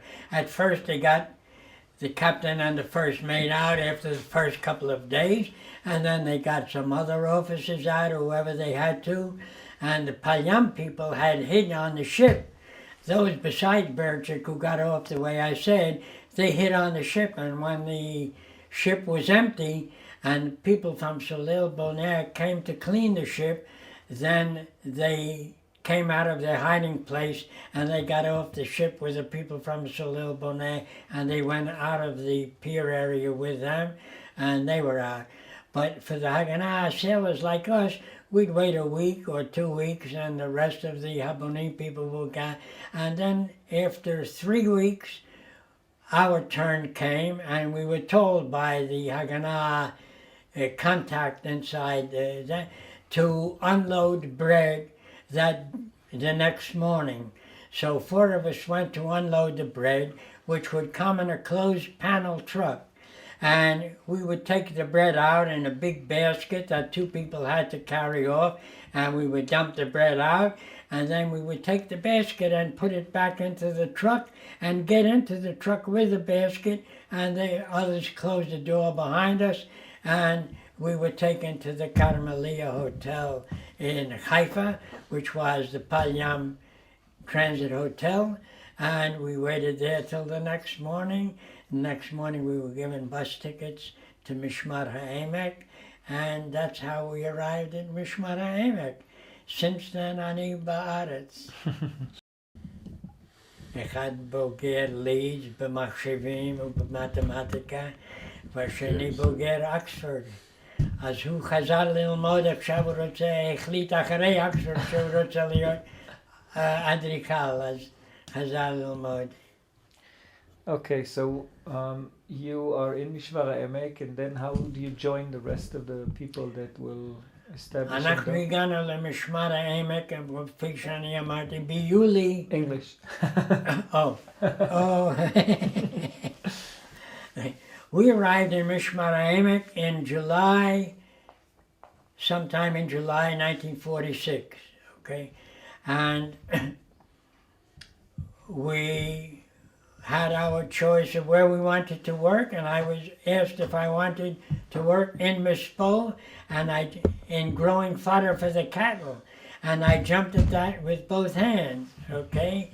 And so I started in farming by learning how to harness up a pair of mules or a pair of horses at 4 o'clock in the morning, and then take them out to the field, and then I would work with a scythe or with a sickle and load up hay or grass, whatever it was, with a pitchfork and unload it at the cow barn.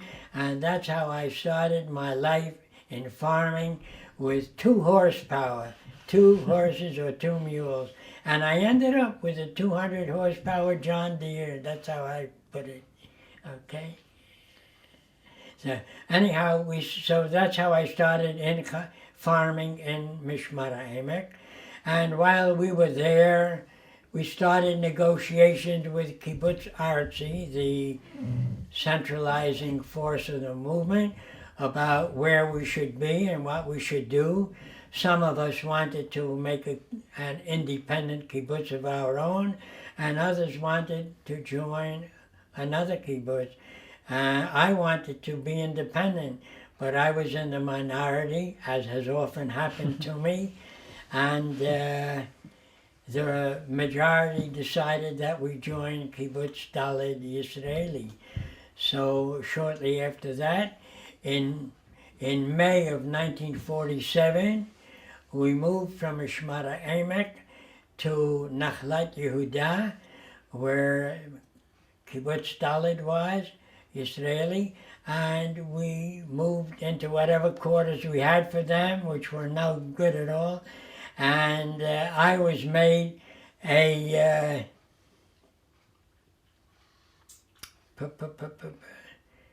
primus, Oh yeah, the third. Okay, I yes. was a primus by somebody. Just and explain, because maybe some people don't know what a primus primus is. mean being the odd end in a couple's room, the loose end in a couple's room, which wasn't a very nice position to be in. But when I told the people, the Israelis in Kibbutz Dalet Israeli, that I'm a farmer and I know how to cut fodder with a scythe and do farming, so I was sent to work on our land. We had 500 dunams of land in an Arab village, surrounded by Arab villages, a couple of kilometers from where our base was in Nachlat Yehuda near Rishon LeZion. And I spent most of my time out there, and I would work out there and sleep out there most of the time. Then in winter and the other time when I wasn't needed there, we set up a factory. Not exactly a factory, it was a lime kiln. Excuse me. We built a lime kiln. Maybe I get her some water. Thank We built lime kilns in Nachlat Yehuda, and we would get we would haul rocks from the Jerusalem hills, from quarries, and unload it at this lime kiln. And some people would sit in front of the lime kiln, hitting the rock with a big heavy hammer and breaking it up to fish-sized rock.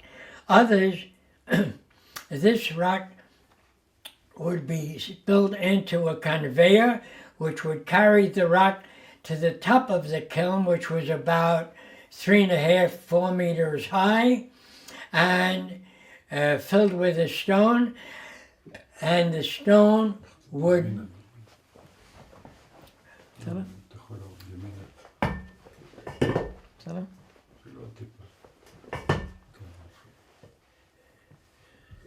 there were fire nozzles which put the heat of the fire into this kiln, and the rock would burn for 24 hours, while there were others in the back of the kiln who would take out the burnt rock with shovels and load it into sacks, which would be sent to a factory that made lime bricks, okay, white bricks out of lime.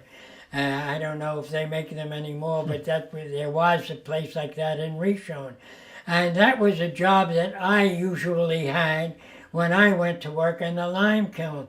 I would unload the burnt rocks on a grate and put them in a sack, and you had the lime dust over there which would get into your skin, into your eyes and ears and mouth and nose and every single pore of your body. And it would itch and it would burn and whatnot. So you would cover yourself with a keffiyeh and hide every little bit that you could hide, but there was always somewhere where something got in. It was one hell of a job, and one of the hardest jobs I ever had in my life, including repairing tires. Okay. So, but we did that, and then we had news that we were given land on which to settle. And so in the Galilee, so our first aim was to get rid of this lime kiln, which we had to run also 7 days a week, 24 hours a day. And we were able to sell this lime kiln to a group from Mizrahi in Rishon LeZion. And they bought it from us on condition that we would meet our quota for a month.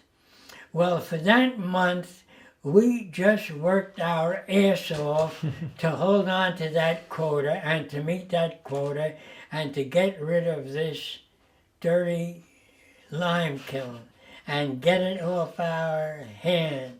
And we managed it. and we got rid of it.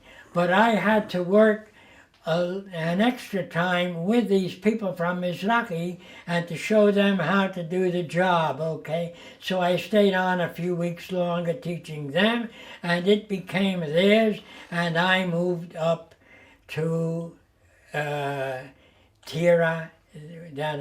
to where we settled here in the Lower Galilee before we actually settled at Kibbutz Ein Dor. And when was this? When did you go to Tira? Now, I went to Tira in November 1947, okay? And it must have been October, November 1947, I came to Tira. They were already here. And there were about 25 of us here only. The rest stayed down below. This was only a little place. There was very little housing here. There was one cement building. We did not move actually to this spot where the kibbutz is today because there was nothing here then, and this was too close to the border, to what was supposed to be the border between Arab and Jewish Palestine. Now, at this period, there was already talk of what was going to happen and of the British leaving and of the declaration of November 29th of November, yeah. Of November 29th. Yeah. And that was already very close, and this was going to be the border of their country at any rate, or it was too close to enemy country even before the border was decided, and we were settled where there had been a moshav before us, and which was in somewhere between Gazit, Kibbutz Gazit today, and Moshav Kfar Kish. That is about 5 to 7 kilometers south of us from where we are at the moment, okay? And that was on the top of a big hill. We had one building and another little hut and some shacks that we put up and a place to keep the horses, a little stable for the horses. And there were a group of 25 of us living there. We lived like barefoot Bedouins in that place. In a very poor condition, and right next to us was a little Arab village which was as poor as we were, or we were as poor as they. It didn't matter which way you put it, and they were our neighbors and our closest neighbors. And later on, when things became too hot and when actual hostilities started, they were told by the Haganah that they would not be able to be protected. So they took the hint and they all left that little village of theirs, and we moved into them. And once we moved into them, I won't speak about that. We'll just leave that out. And the important thing is... But they already left? You took over the village after they left? It wasn't much of a village. They had a few little stone houses there, and we moved into the stone houses and we inherited all their fleas. We were mobbed by fleas, and later we had to disinfect ourselves and disinfect all their homes and to clean up and burn whatever we could and to clean everything out. But that's not the thing. The important thing is that they didn't, even though nobody hurt them or harmed them in any way, they felt that it was not safe for them to stay. And so they got up and left. And they crossed into Jordan, and we know nothing of them ever since. Now a couple, from what I heard only much, much later, was that one family, instead of going to Jordan, went to Kfar Masr, the nearest village here. And they've been living in Kfar Masr all these years, and one of them is a very good friend of mine from that family. So leading up to 29th of November, what were your feelings about the partition plan? How did you feel when actually you heard or if you did hear? In Tel Aviv, people were very happy and dancing in the streets, they tell me. But over here, we were not dancing in the streets. There were no streets, and we weren't dancing because we didn't feel like dancing, and we were very, very worried about what was going to be.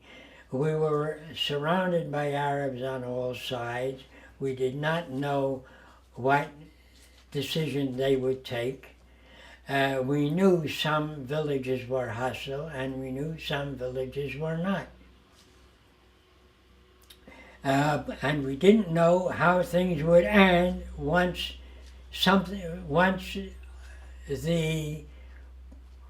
the dice were thrown, which way which village would go. So we were a little in doubt about what our situation would be, okay? Now, Dove had been killed in January of 1948. This was shortly after the November decision of the UN and before the State of Israel, but there were already hostilities, and he was killed while working in the field on a tractor while I was guarding him. And that wasn't very nice. He'd come in with me on the ship. You were attacked? How did it actually happen? We were working in our fields. Our fields, we had about, I don't know, maybe 100 tens of plots to work on all over this area.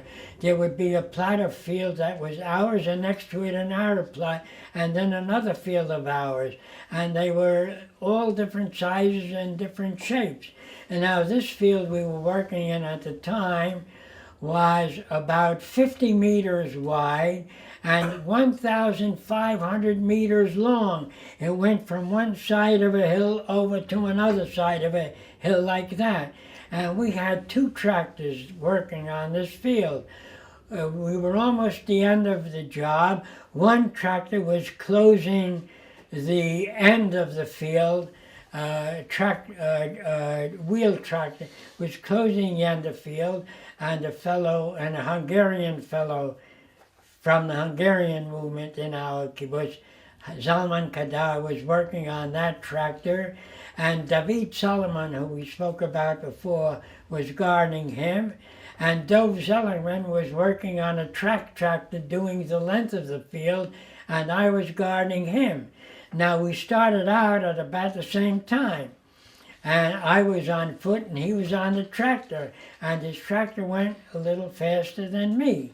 And by the time he reached close to the end of that field, I'd only reached a little more than the middle of the field, and I was about 200 yards behind him. And he was shot from ambush by 2 Arabs who were hiding in the furrow at the end of the field. And you could see that we heard the shot, and we saw him fall from the tractor, and I could see him draw a grenade from his belt, and the two who shot at him got up, and I fired in their direction, and they fled down the wadi, and David Solomon, who was guarding the other truck, came running up, and he also fired, just to let him know that he had arms, I guess, and they fled away, and we ran over to Dove, and I was holding Dove on my lap over here, and I could see that he had a bullet in his stomach. He wanted water. I wouldn't give him water. I told him I didn't have any. I told him something. Now, Dove, I had brought into the movement. I knew his parents. They were friends of my parents. We'd come together. He'd worked the ship together with Blocky, okay, that changed me and Zev on our shift. And we'd been close even here in the kibbutz. He'd recently married a girl from Mishmar HaEmek, and it was just terrible to be in that position. He was conscious, and we spoke together, and I told him it was a minor wound. We'd get transport to take him out to the road, we'd get him over to the hospital. And it was funny that he didn't complain much about hurting. He just, is it bleeding? Is it hurting? He said, no, it's a little something, they'll take care of it, it'll be okay. But I knew that it had to be very serious. I had enough experience with that as a soldier. So anyhow, it took a long time for people from the kibbutz, from our point where, to get to him and to bring some vehicle that could take him out to the road, and then to get him from the road out to the hospital. Now, there were no cell phones in those days. We didn't even have a phone. Our only way of contact with the outside world was by signaling, by flashlight from where we were. And finally, when we got to the road, they let the hospital know to prepare, and they got him on some vehicle that took him into the hospital. And by night we were notified by flashlight from Kvartabor that he died on the operating table because his stomach was torn apart by a dum-dum bullet. So the kibbutz was very, very, very saddened by that incident. And so we knew how grave it is. And when this was after November 25, but I say at November 29th we were worried, okay? So it wasn't so much a feeling of happiness, it was more... Also, another thing, in Shomer HaTzair, we didn't want partition. We wanted a binational state. Coexistence, Achvat Amim. Mordechai Bento, a binational state. And I also thought that was a much better idea. Shomer HaTzair was against partition, but once it was declared, it was hard to be against, okay? You have to make do with what you were given, okay? So you didn't want to be against, but we weren't too happy about what we were. And we knew now we had a war on our hands, okay? And during that first part of the war, what we sometimes call the Civil War... We were in a lot of trouble. What were the things that were... Okay, we were stationed at this point that I said, which was between Kibbutz Gazit and Tira. We had one little house. What arms they had? We had an Italian rifle, and we had a Springfield rifle, and we had a Chateau French submachine gun, and we had another machine gun, and we had a Schmeisser, and we had a Sten gun. That is, we had about 6 or maybe a couple more weapons. Each weapon had different ammunition. Each weapon was very old and very decrepit, and we were supposed to fight a war with that. Everybody who had a weapon need to take his special type of ammunition with him, because you didn't know what you would get if you asked for somebody to give you more later on. You could get something that was for a chateau or for an Enfield, or that you couldn't do anything with, okay? I myself had a Schmeisser at that time, and later on I went over to the Chateau submachine gun, and later on I was sent, even though we were only 20-some people, and there was fighting between the Haganah, the Palmach, or whatever was the army at the time in this area. That was the army, okay? There was fighting at the time at Kaukabel Hauba, and that was only a couple of kilometers from us with nothing in between. Wadi Bira was the highway from one to the other, okay? So we were very worried, and we saw the fighting going on there from where we were in Tira. Okay, that was not comfortable. And there was fighting in various places all around us, in the Jordan Valley, and at Tzomet Golani, the Golani Junction, and Moshav Sedra. There was fighting on the Nazareth front to the north of us. There was fighting to the north of us in the Jordan Valley and in Kaukabalhawa, all around us. But the Zoabi clan went for Palestine, for Israel, and was peaceful. So the villages near us were peaceful, and the villages near us that were not from the Zoabi clan, near Yavniel, opposite Yavniel, between us and Yavniel, near Sharona, they left when the war broke out. They left, and village of Ein Dor near Daburia left also, because they were tribes which had been very anti-Israel all along, and they knew that we would not have mercy on them. So they left. And only the Zoabi clan was left in this area near us. And with that declaration, with the partition plan, to burn that plant, the main road from Afula to Kfar Tabor was the border of the country. And we were to settle here 1 month after the declaration of the State of Israel. In June, we settled here 1 kilometer from the border of the country. Okay, and a lot of people in Ein Dor don't know that, or they forgot that, let's say. But that's so. We became the border of the country until the Arabs left Nazareth, and then everyone who was fighting in this area against the IDF Haganah, which was being organized along there, they left and moved up to the Lebanese border very quickly once Nazareth was vacated. And we, in our little place where we were in Tira, and later even when we moved to here, we were called to give reinforcements to different kibbutzim or moshavim in the area. So you're enlisted at that point? Did they officially? Well, We you're were already a member of the 25 Haganah, people. right? 25 people, some girls Yes. among us. But they would say 18 is enough, and 5 men would go. They'd say, send a kitat to Sedger, send a kitat to Emek Yarden. And they'd fight there for a week or 2 or come back or something like that. So I was Sadran Avodah, and I was supposed to send them. I was work schedule. So and the secretary would say, you tell who to go where and where. So after doing that for a couple of times, they said, look, I can't send people and I'd go myself. So against his orders, I sent myself to Sedgera, and I said, you take over for a week, okay? Because he was also in that position.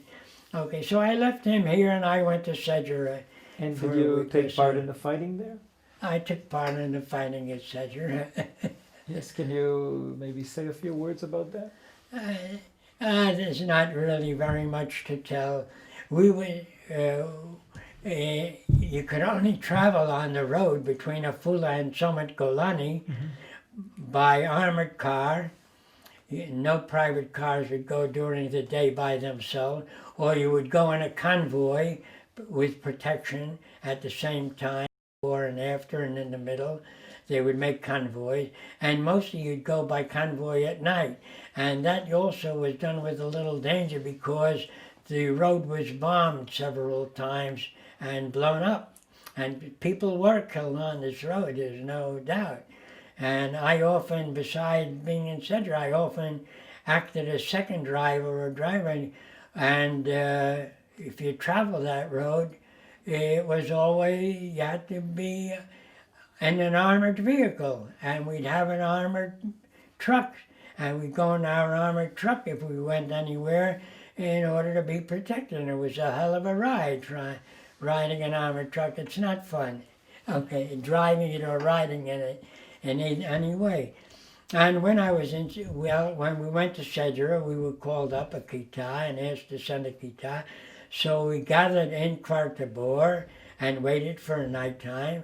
In nighttime, we went by an armored personnel carrier to Sedgera, and Sedgera is on the slope of a hill, and the forces of Fauzi Kaukaji was on the top of the hill, not immediately opposite, because the Haganah captured the top of the hill right opposite, where the Machana now for a Fool's Boys is stationed, that was captured by the Haganah. Chavat HaShomer. And we went into, we had stone dugouts that were put up there by those that had been there before us. And the Arab Kaukaji's forces was a couple of 100 meters ahead of us. And they just kept their distance, and we were just holding that line there. And we held that line. We were there for close to a week. There was shooting back and forth. I was almost killed there by my own force, by my neighbor, but that doesn't count. We'll skip that. Anyhow, after about a week or so, the Moshe Dayan, with the forces of what became the IDF, Haganah, moved on Nazareth, and Nazareth was conquered. And when Nazareth conquered, the forces of Kaukaji that were opposite us and the forces that were in Lubia on the other side of the crossroads of the Chomet Golani all retreated northwards, and Lubia had been a strong fortress which the Haganah had not been able to capture even after 3 or so attempts and many losses. But once it was emptied, so the Haganah moved in and leveled the whole village to the ground and planted the Lubia forest there ever since, okay? And that has disappeared from sight altogether. It was one of the worst points that the Haganah had to fight against. Okay, so then I came back to the kibbutz and we started working and trying to get the rest of the kibbutz here as quickly as possible. So maybe you can say a word or two about the Declaration of Independence.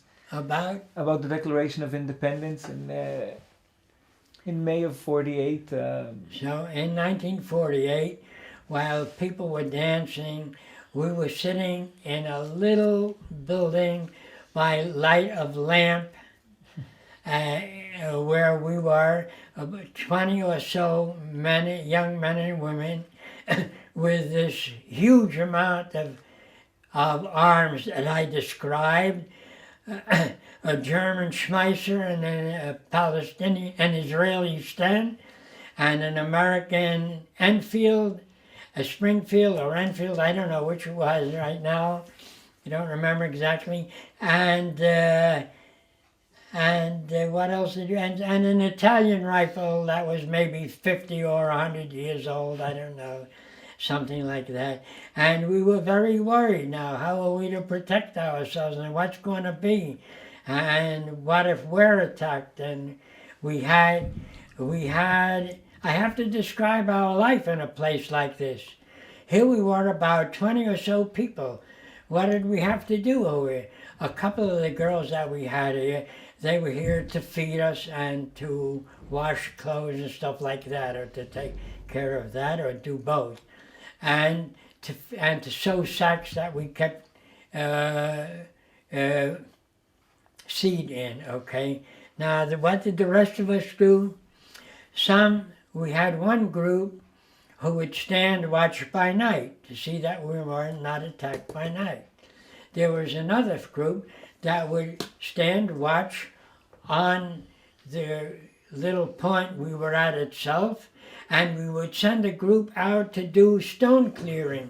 So some people were working in stone clearing, and some people were working guarding those that were doing the stone clearing. Later on, we started to dig a well. So one of us went to work, help the well diggers, and then there was a squad that have to help guard the well diggers.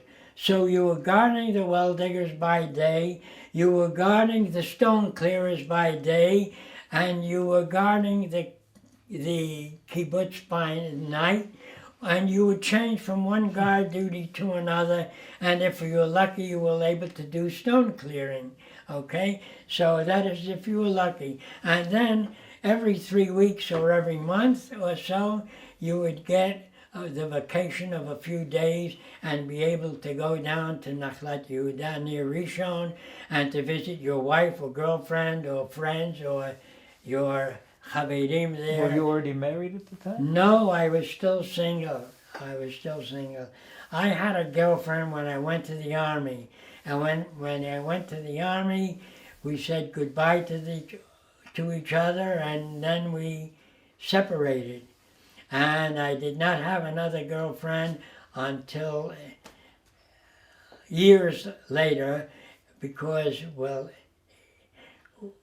we started building the kibbutz, and in 1949, I was already sent overseas as a shaliach. And I spent 2.5 years as a shaliach in Canada and the United States. And only when I came back to the kibbutz in March of 1952 did I start looking around for a wife. I still hadn't had a wife, okay? And I met my wife shortly afterwards, the one I still have, who came to study Hebrew in our ulpan here. She was supposed to go to Kfar Nasi, where her Australian friends from Habonim were, but she didn't want to go to them too much because they ended up in a kibbutz where there were a lot of English people. It was a kibbutz that were founded by English people that I knew from when I was a soldier in England, because they had a hakshara, a training farm right near where my camp was, and I used to visit them very often. We were good friends, and they're still friends of mine that are there, okay? So she didn't want to go there because she was afraid it was not Israeli enough, and she's not going to learn Hebrew. So she said she'd first come to an ulpan, and she chose to come here for the ulpan, and then she'll see if she won't go to some other kibbutz or start a new kibbutz somewhere else or something like that. But she wasn't sure that she would go back to Kfar Nasi. But now we visit Kfar Nasi fairly frequently, okay?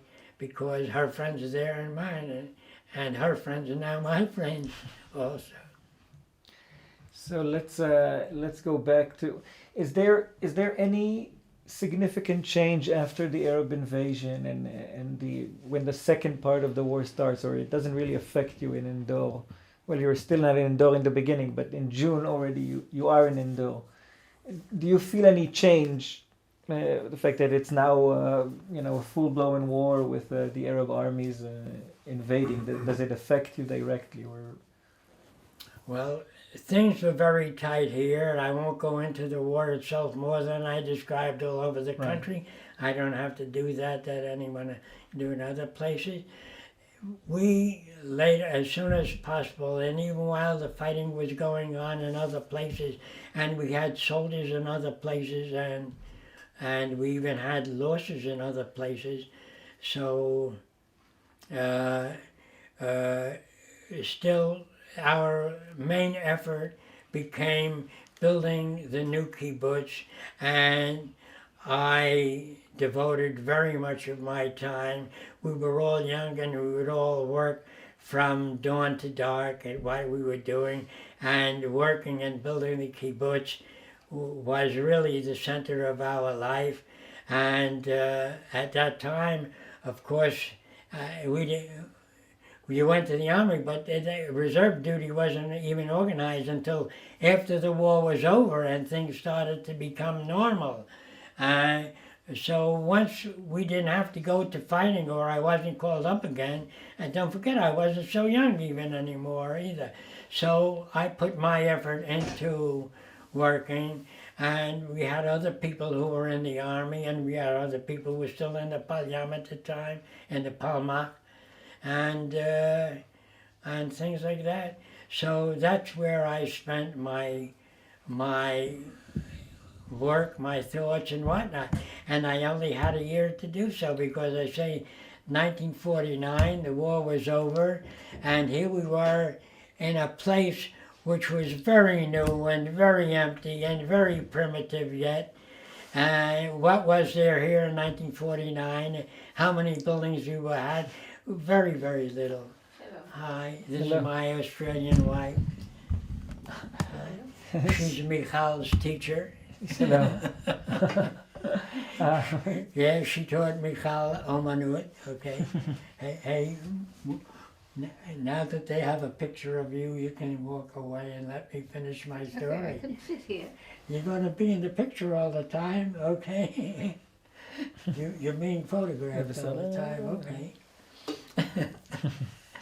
Okay, so that's what I put all my efforts in until I was asked to go on Shlichut. Now, I didn't want to go. I wanted to continue my work and I wanted to settle down. I wanted to have a family. And I wasn't very optimistic about going on Shlichut for many reasons. So the kibbutz came to the kibbutz and asked me to go, and the kibbutz ordered to send me. And I appealed. I said I didn't want to go. So the kibbutz listened to my appeal and they go, okay. So I appealed, so the kibbutz took my appeal and said I didn't have to go. So I didn't have to go. So kibbutz Artsy came again. And then the kibbutz Artsy once again made the decision that I should go. So even though I still didn't want to go, at that time, you obeyed what your kibbutz and what kibbutz Artsy decided. So if they decided that I go, I decided that I go.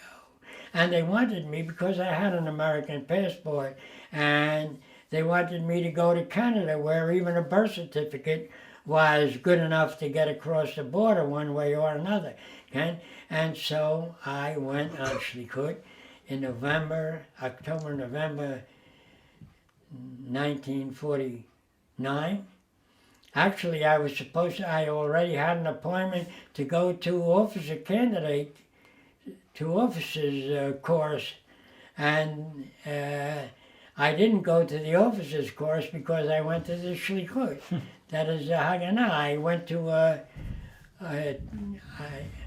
I was called up by the Haganah to go to an officer's course. I'd been to several other courses of the Haganah while we were here in 1948. I could say in the Jordan Valley. I spent 2 months in the Jordan Valley in courses of the Haganah, and so they wanted to make an officer. But I would have gone. It was supposed to start in December or January, but because I was sent on Shlichut, I never became an officer of Tzahal, okay? That's my excuse, okay? So I was sent on Shlichut, and I spent a year in Montreal and 6 months in Toronto, and another 6 months, of course, in the winter in Winnipeg, where the temperature goes down to 20 degrees below zero and more. And then I spent a few months in our training farm in New Jersey, and then I came back to the kibbutz in March of 1952. I came into the kibbutz the same day, the same moment that Hartsfeld inaugurated our road into Ein Dor, because Kibbutz Ein Dor did not have a road or did not have a name for 4 years, because the Jewish agency didn't want us to be Ein Dor. They thought they would put up a moshav or a kibbutz closer to the original Ein Dor in the future, but until this day they never have. Finally, after 4 years, they gave in and allowed us to have the name Ein Dor. Okay, so that's how I got back to the kibbutz and continued working in farming. So in a few general words, what you did in the years after that. We're not going to go into too many details, Okay. but just tell us a few general Okay. things, and then I'll Well- ask you a question or two about. Well, the most important thing was when my wife came along, and once I found out that she really wanted to live in a kibbutz, so I didn't let her go, and I haven't let her go since. And we're doing quite fine between us, and we don't want to let each other go even today. Okay. All I could wish is that anyone else who gets married will have a marriage at least as good as ours. Okay. How many years have you And been we married?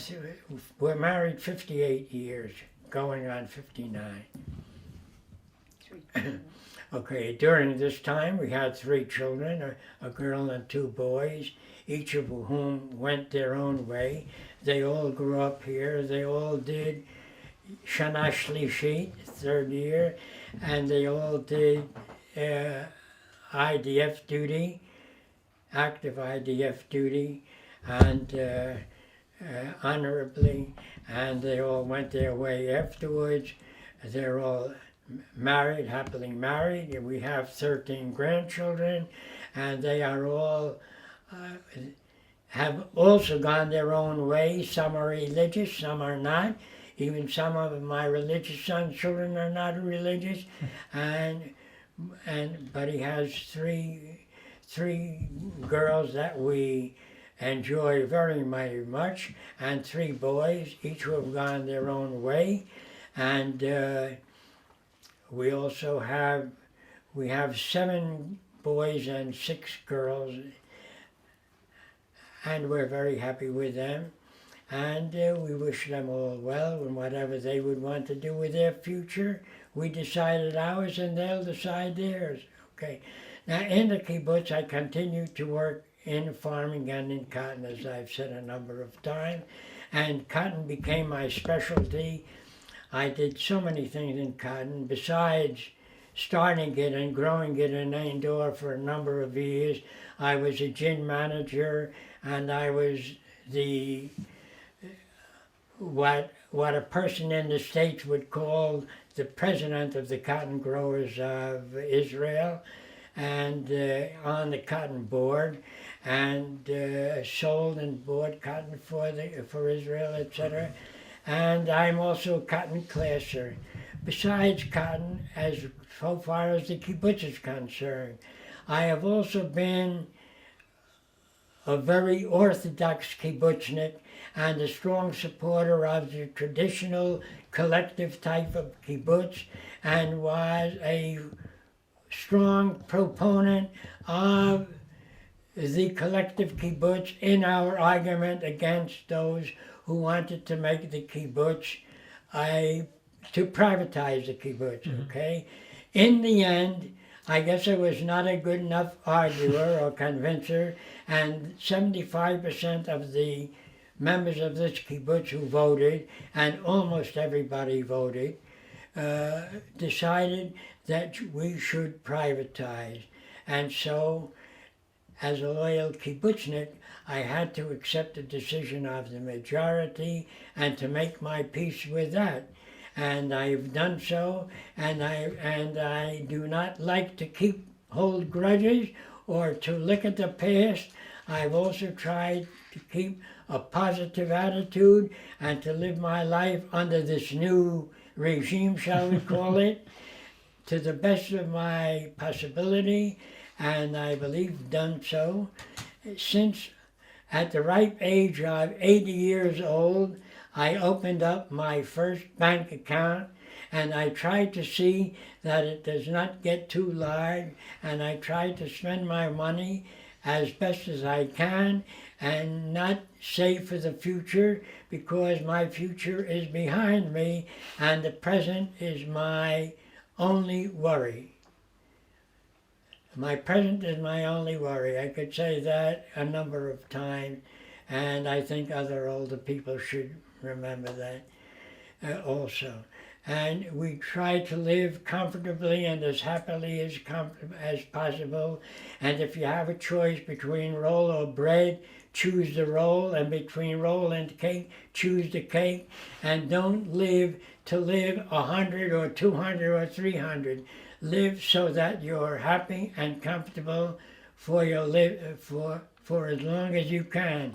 And don't worry about being ill, because whether you worry or not, sooner or later, something will stop you somewhere, so why worry about it? Just live as if you are healthy and will be healthy for the end of the world. And when it comes, may it only come suddenly, and may you be blown up to the sky high somewhere in a moment, and it's all over, and that's all. That's the way I look at life, okay?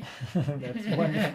As someone who's been a Zionist from the age of 11, and really is one of the people that that had the privilege of building this state, what do you feel about Israel today?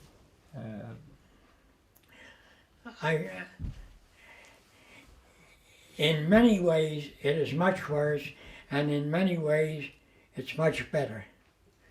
It is so much more advanced technologically, and that you don't even have to think about that twice to see the tremendous improvements that we made in our quality of life. Okay, that goes for the country and it goes for the kibbutz. Morally, we have much to improve, okay? And that goes for the kibbutz, and that goes for the country as a whole also. For the country as a whole, we see so much,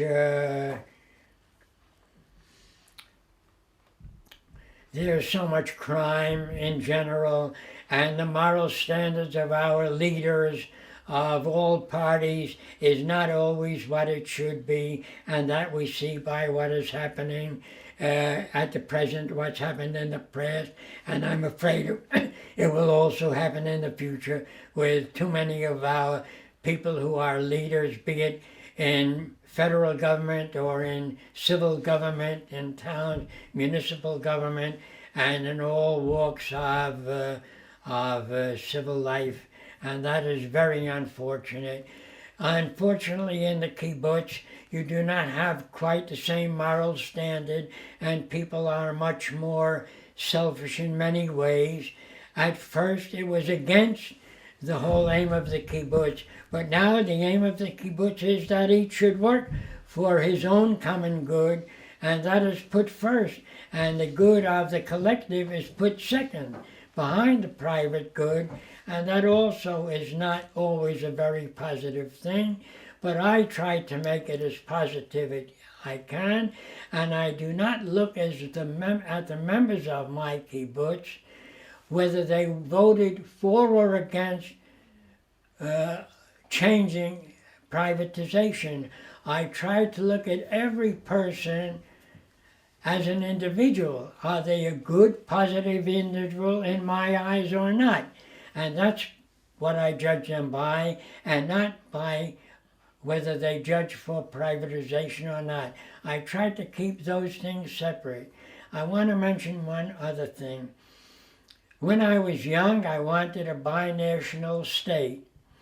Since then, and until this day, and I think it is something that I inherited from my parents, I want to say, I have always felt myself to be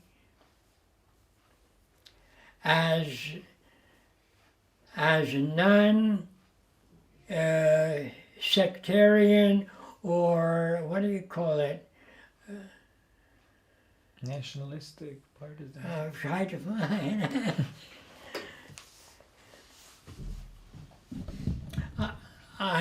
I'm for race, gender, and every other equality. And I am against discrimination of any sort, okay?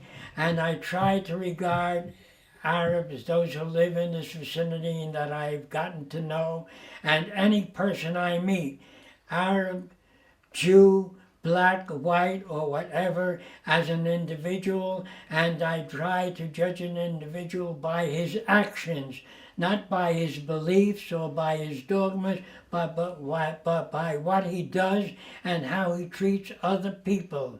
I have tried always to be true to such a thing, and that's what I recommend to others.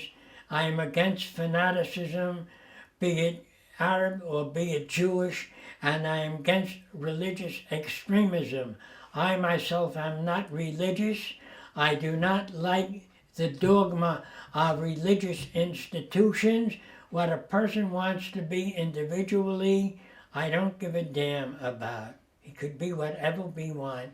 What he does is what interests me. How he reacts with other people is what is important to me.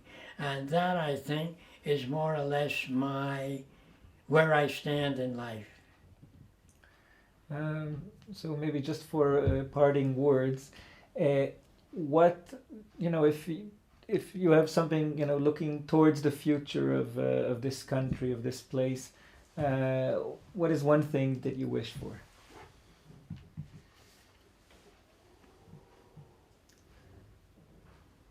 I wish to see the Palestinians, be they Arabs in this country or in a neighboring country, have whatever they want for themselves and live at peace with us for our benefit and for their benefit.